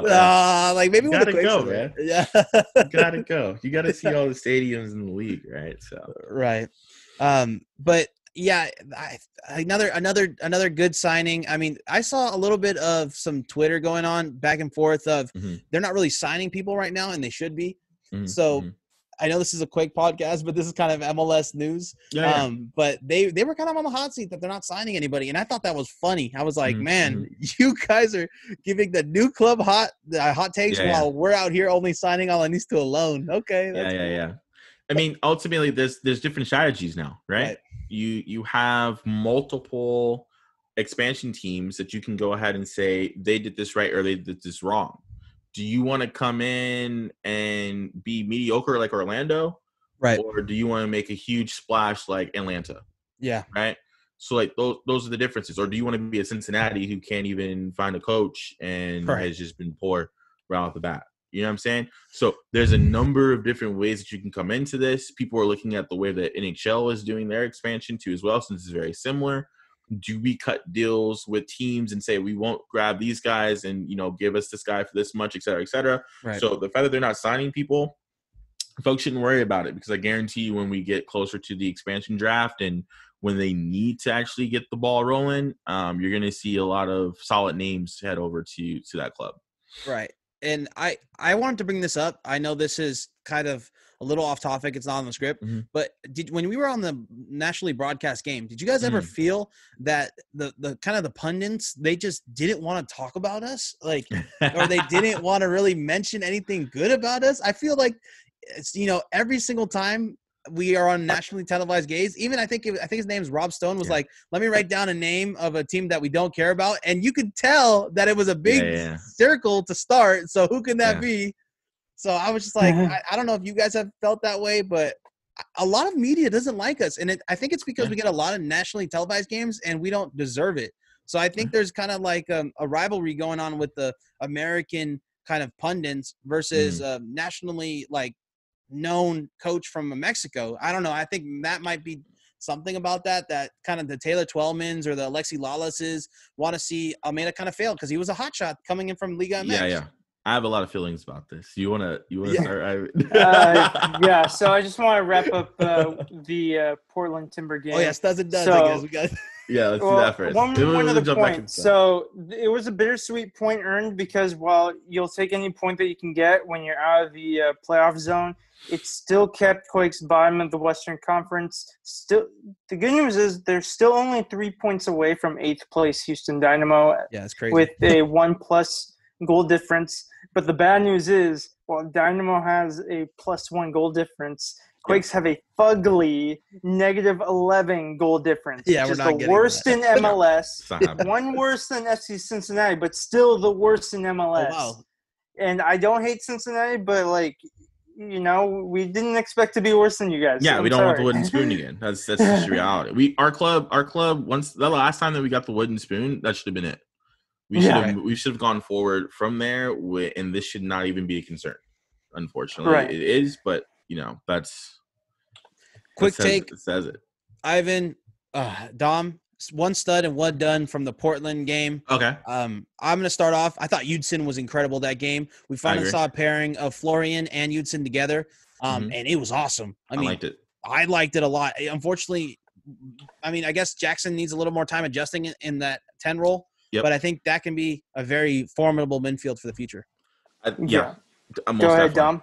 Oh, yeah, most definitely. Jackson needs to take a look at Michael Bradley is what he needs to do.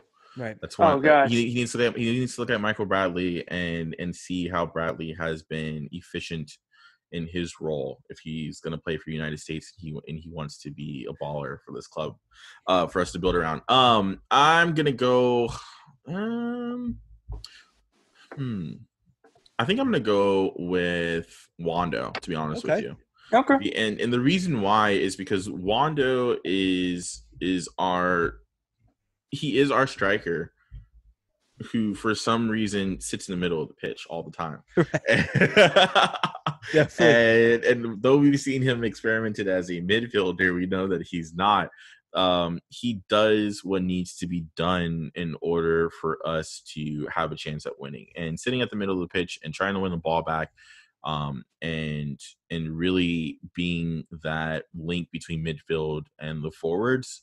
He did really well when he came in, and that's where his assist ultimately came from. And so for me, without him coming in and making that impact, there's no way we win this game. There's no way that we can even talk about having a potential game-winning shot on goal that was taken away, right? So, yeah, Wando's my guy. Right. And my stud would be Vaco. He started to show flashes again of why we believed in him when the Quakes first brought him in a few years ago. Okay. And he combined very well with Wando. I think that those two are a combination that we need to see play more minutes together. Right. And the stud, the Charlie Brown of this team, Andy Rios, like he couldn't have worse luck. You mean the dud, right? Yeah, the stud. I mean, the dud. Yeah, dud. Yeah. And he couldn't be doing worse scoring unless Lucy was actually coming onto the pitch and taking the ball away from him, like in the comics. Like, it's that comical, but also that sad. Yeah. Quick word on the MLS Power Rankings, last updated by ESPN on September 14th. The Quakes are at 21. And the last podcast, when they were in, I think, 18 or 19, I felt that the late teens were a fair ranking, no complaints. But now I'm still in that wavelength that 21st, when you're bottom of the Western Conference and you haven't won a game in 7 games now, the last game being in the Real Salt Lake that they won, that's pretty fair. I think there are at most only 5 teams worse than the Quakes in the MLS right now. And in any competition, drawing at home and winning on the road is a recipe for disappointment. Right. And just to go back to the studs and duds, Dom and myself, our dud was Paul Marie. So he had a bad game. We'll just look past it. He's a cool guy. Okay. Paul. But that is transition into like the question that you asked about, the feeling of national media, right? Right. And how people view this team, how they don't talk about us that much when we are on the national stage. Everyone from the Univision guys talking about LAFC the entire time, to Alexi Lawless bashing on us, to Taylor Twellman being very critical about Matias and the man marking system. I'm going to just keep it real. If this club spend like the other clubs who have been in the league as long as us, we probably would not have as much heat thrown our way.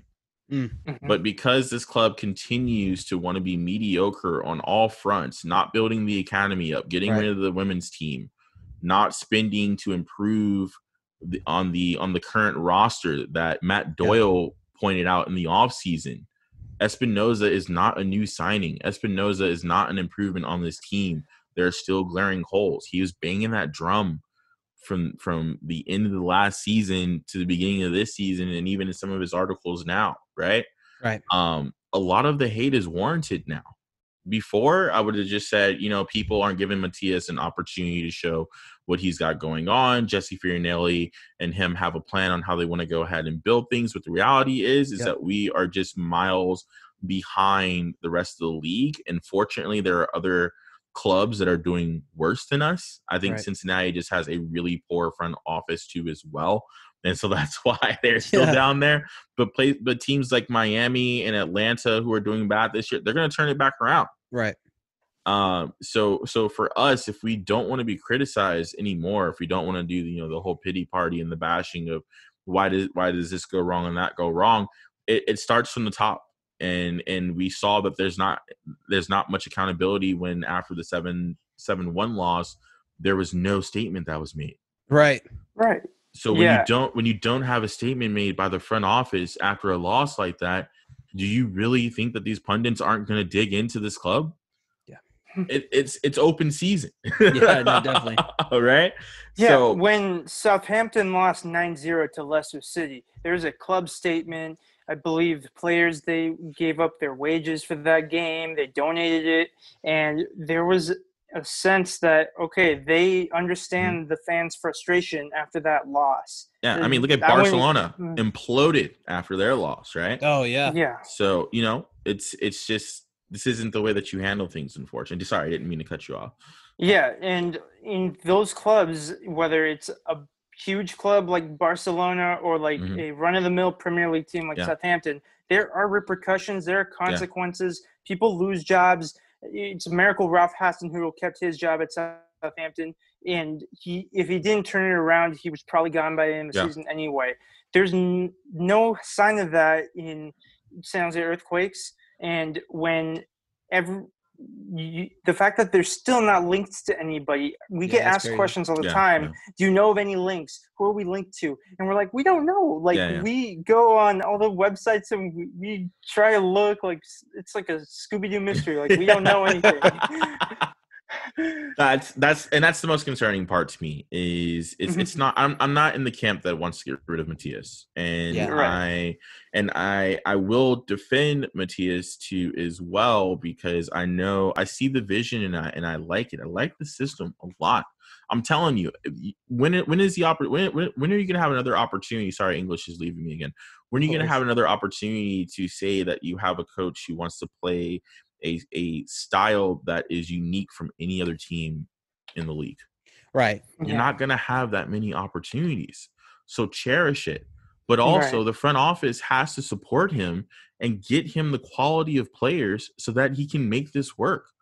If these guys aren't going to make the starting roster of any of the other teams in the West Coast that we're playing against, there's no way this system is going to work. Name two guys that walk onto any of the West Coast teams on our current starting 11. The top 11 players that you have in mind for this Quakes team. Name two of them that walk onto another West Coast team. I based off of potential alone, that's all we can base it on. Yeah. All you can do is based off potential, right? Because if you're basing it off of performance, nobody. Yeah, nobody. You can argue Jackson Ewell has more upside than in Eric Williamson at the Portland Timbers, but you're grasping at straws at this point. Yeah. And these are good players, but all these other teams on the West Coast in particular, if we're excluding the Whitecaps, there's a couple of Quakes who would definitely start on the Whitecaps, but Sounders, Portland. Yeah, LAFC and LA Galaxy. Why don't we trade him for Freddie Montero real quick?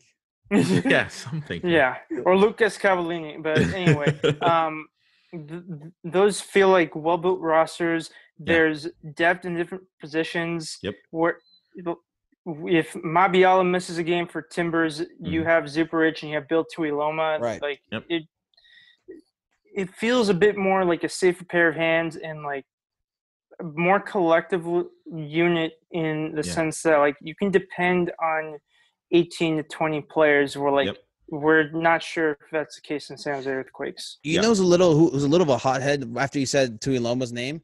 Tommy Thompson's kind of losing his cool sometimes. Yeah, and it's kind of fun, or not funny, but it's kind of odd because he's such a nice guy, but on the pitch he kind of loses his like nice guy.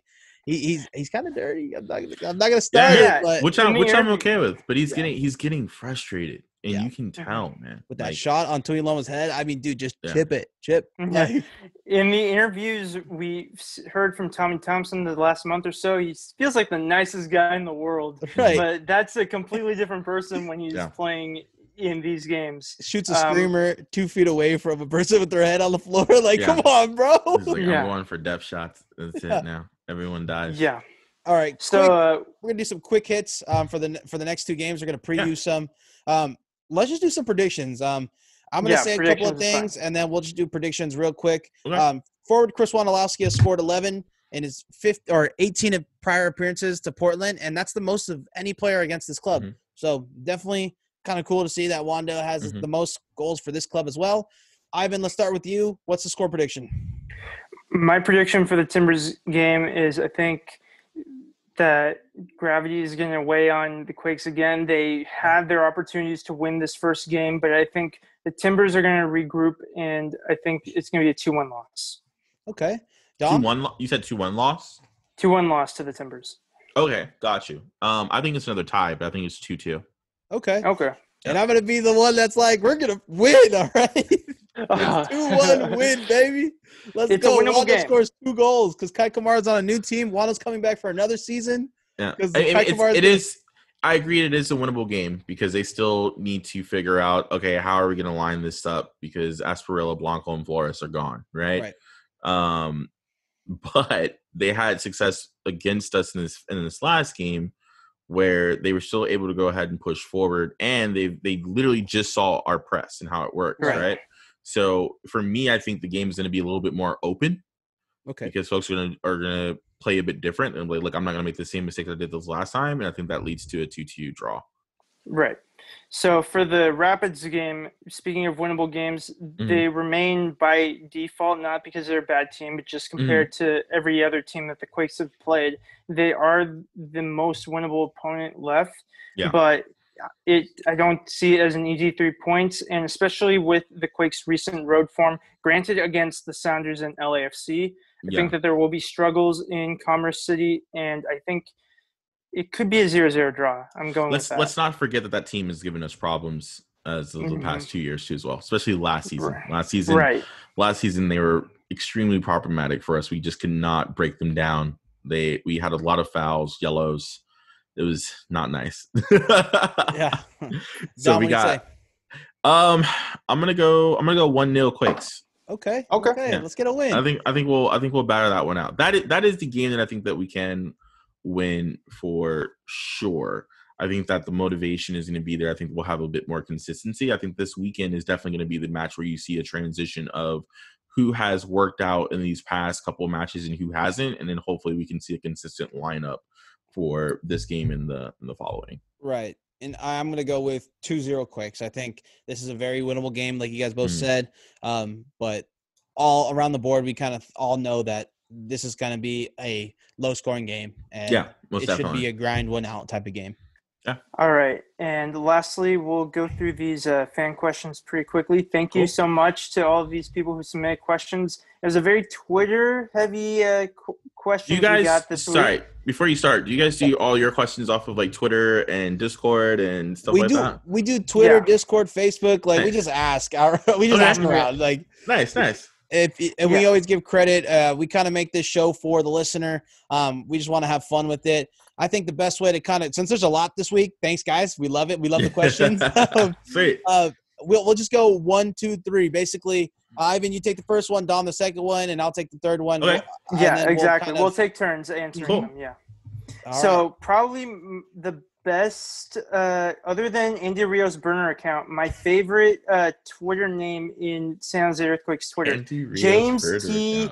Miowski fan account at cats_Quakes asks, do you think that Almeida played JT with a potentially weak/inexperienced back line to set him up to fail, thus giving him justification to start Vega more? I'll go with you, Dom, on this one. No, because injuries have plagued this team in the back line. Right. And it's very apparent at the end of that first half that some of these guys may be carrying knocks that we are not aware about, or have been feeling some tightness in those hamstrings that we are not aware about. And because of the nature of this roulette, you may or may not want to, put that on the injury report per se, right? So I think that he was going to roll him out, and he was going to give him the opportunity to go ahead and be successful, but injuries are the way that they are. So that's what we got. This is what we got. Awesome. Okay. So I'll go to Favi for this next one. Danny at Danny ESP asks, who should be the goalkeeper for the rest of the season? It's JT season, baby. Let's go. Let's do it. I'm down with it. JT season. All right. Yeah. We hope so. Vega, you're still a nice guy, but I think JT deserves a bit more of a run. It's just time for a change. Yeah.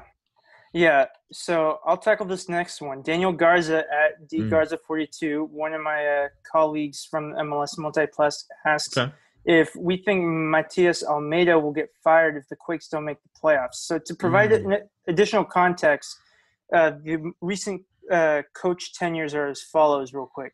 Gallup 6 years, Watson 1 year, Kinnear 3 years, Leach half a season, Starre 1 year, and Almeida will reach his 2-year anniversary on October 29.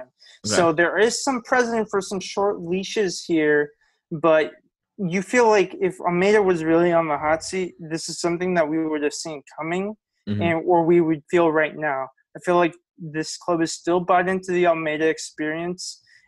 Missing the playoffs this year would be a sting, but I think it'll be next season. If they still don't make the playoffs, then they'll look toward other options.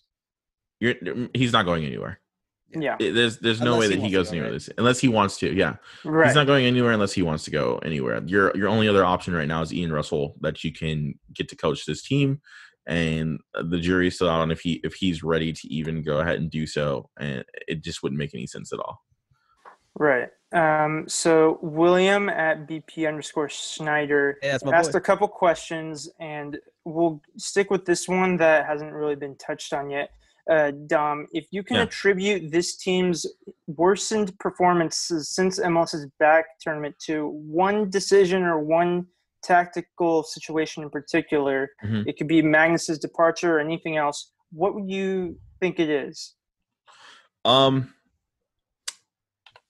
The man marking system can surprise teams because it forces you to push yourself to a physical limit if tactically you cannot break it down. And so in the bubble, people were not used to playing against it, even though they had seen it the year previously beforehand, but things have obviously switched up in the way that it's worked out.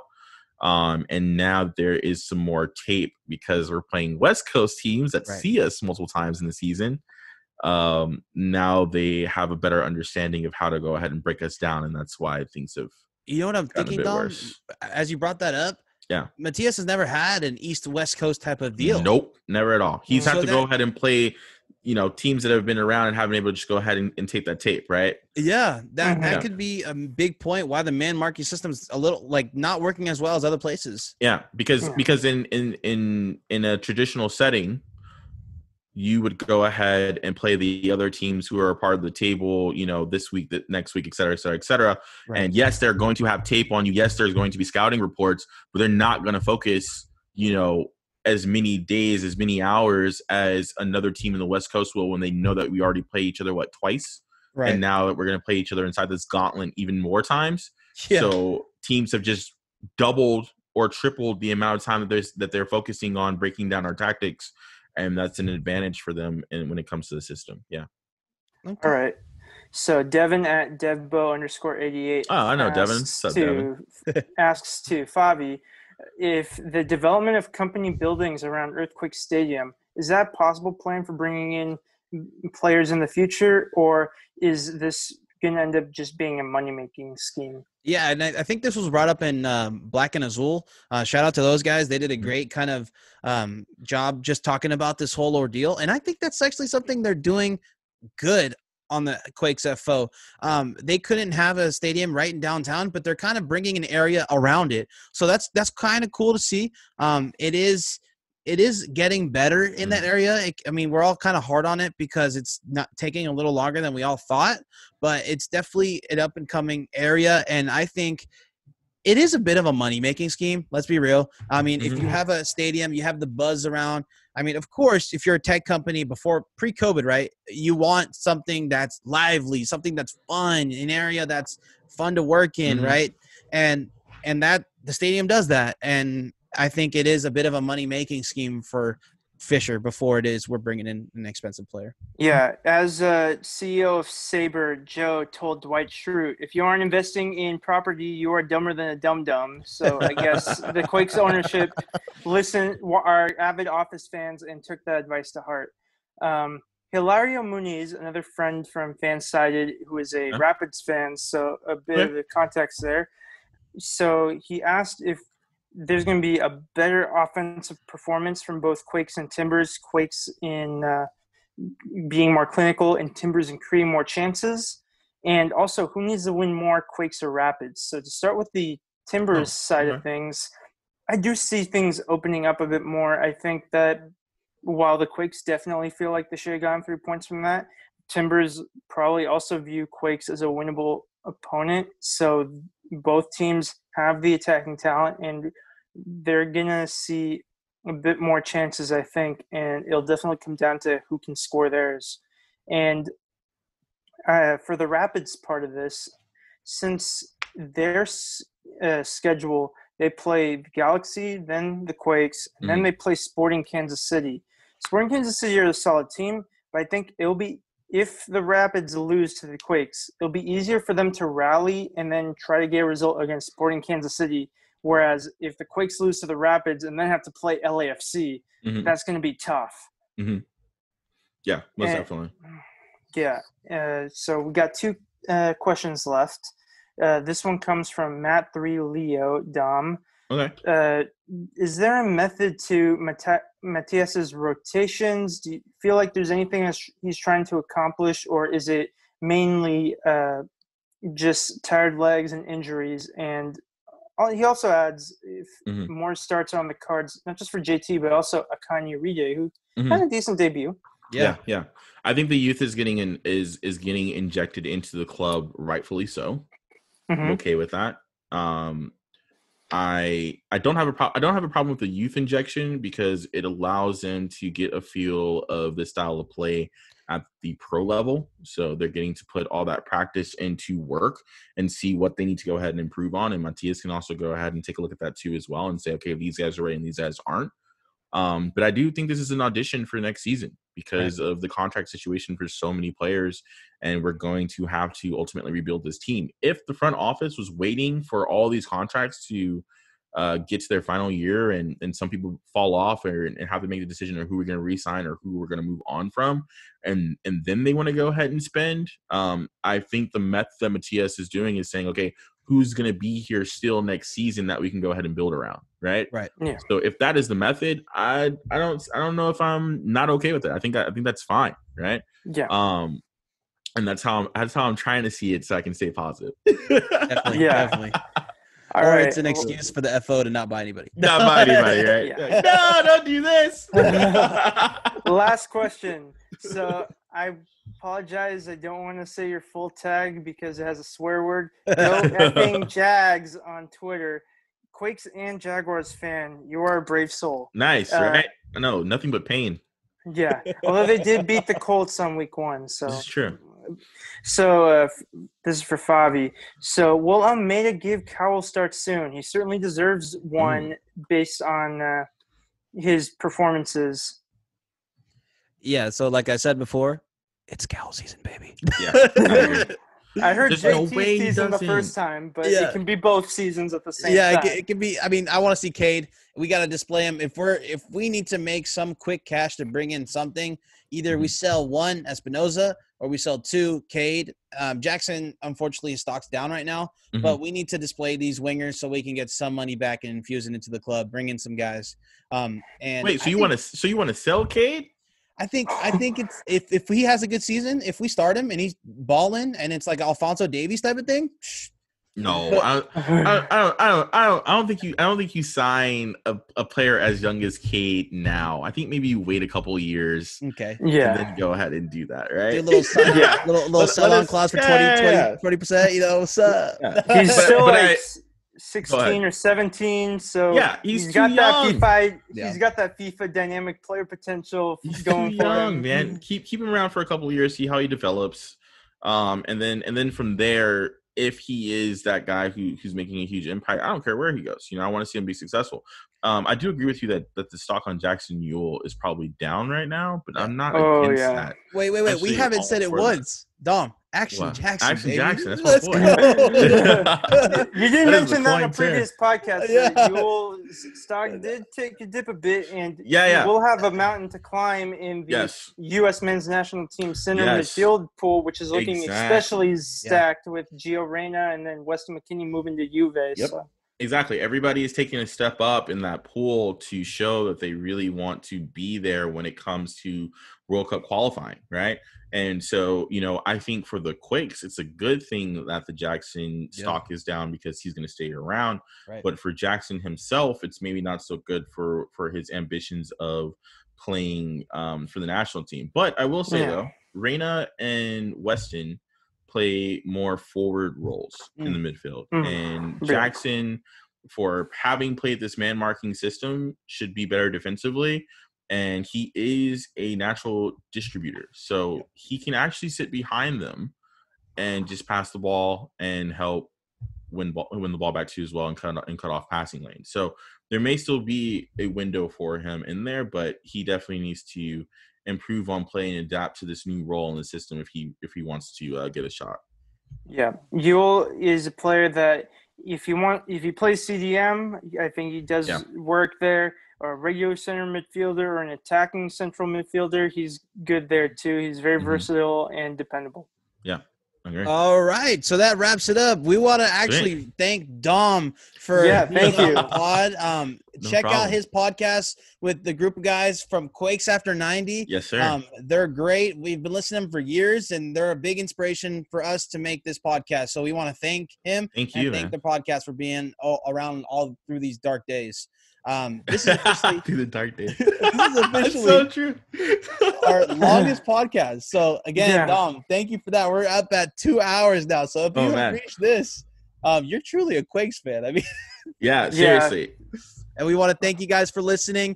Thank you for all the fans for going ahead and giving us questions for us to ask. Again, this podcast is for you. We go ahead and make sure that we answer all your questions. So I have one more thing to say. Check out Ivan's latest article reviewing his predictions for the last 6 San Jose Earthquakes games and revising expectations on MLSmultiplex.com. A link will be provided in the podcast. So, Dom, go ahead and tell everybody your Twitter handle. Oh, yeah, sweet. My Twitter handle personally is lovesickfresh, LOVSICFRS. If you want to go ahead and give me a follow, but more importantly, give the QuakesAfter90 podcast Twitter a follow, which is just QuakesAfter90. I don't really want to do too much of the plugging. I really just want to go ahead and say thank y'all for having me on the podcast. I really appreciate it. This is something that I know when freaking when Zach started the subreddit. When Zach started the subreddit, his vision was that we really go ahead and grow this community grassroots. That's where our podcast came from. That's where we met guys like Colin Etnire, the Black and Azul guys. I'm so glad to see that you guys have your stuff going on too as well. It just gives me additional content to go ahead and listen to. Right. And I really, really, really am excited to see y'all grow. So keep it up, man, for sure. Thank you. And then Ivan, you want to plug your Twitter? Because it's our Twitter. You can follow me personally at Ivan Ornelas 2. And you can follow Tectonic Takes at Tectonic Takes as well. So definitely give both a follow. Yeah, and guys, again, if you want to start a podcast about the Quakes, come join the family. Again, this is a collective group type of thing. So we are waiting for more content. I know I was one of those people that was like, oh man, I need to make some content because there's not that much content right now. QuakesAfter90, and then it was Black and Azul, but now we're ready to make this family bigger. Again, guys, we're presented by the Beautiful Game Network. We want to thank them for posting everything for us and taking care of us. And go Quakes. Go Quakes. Yeah, go Quakes.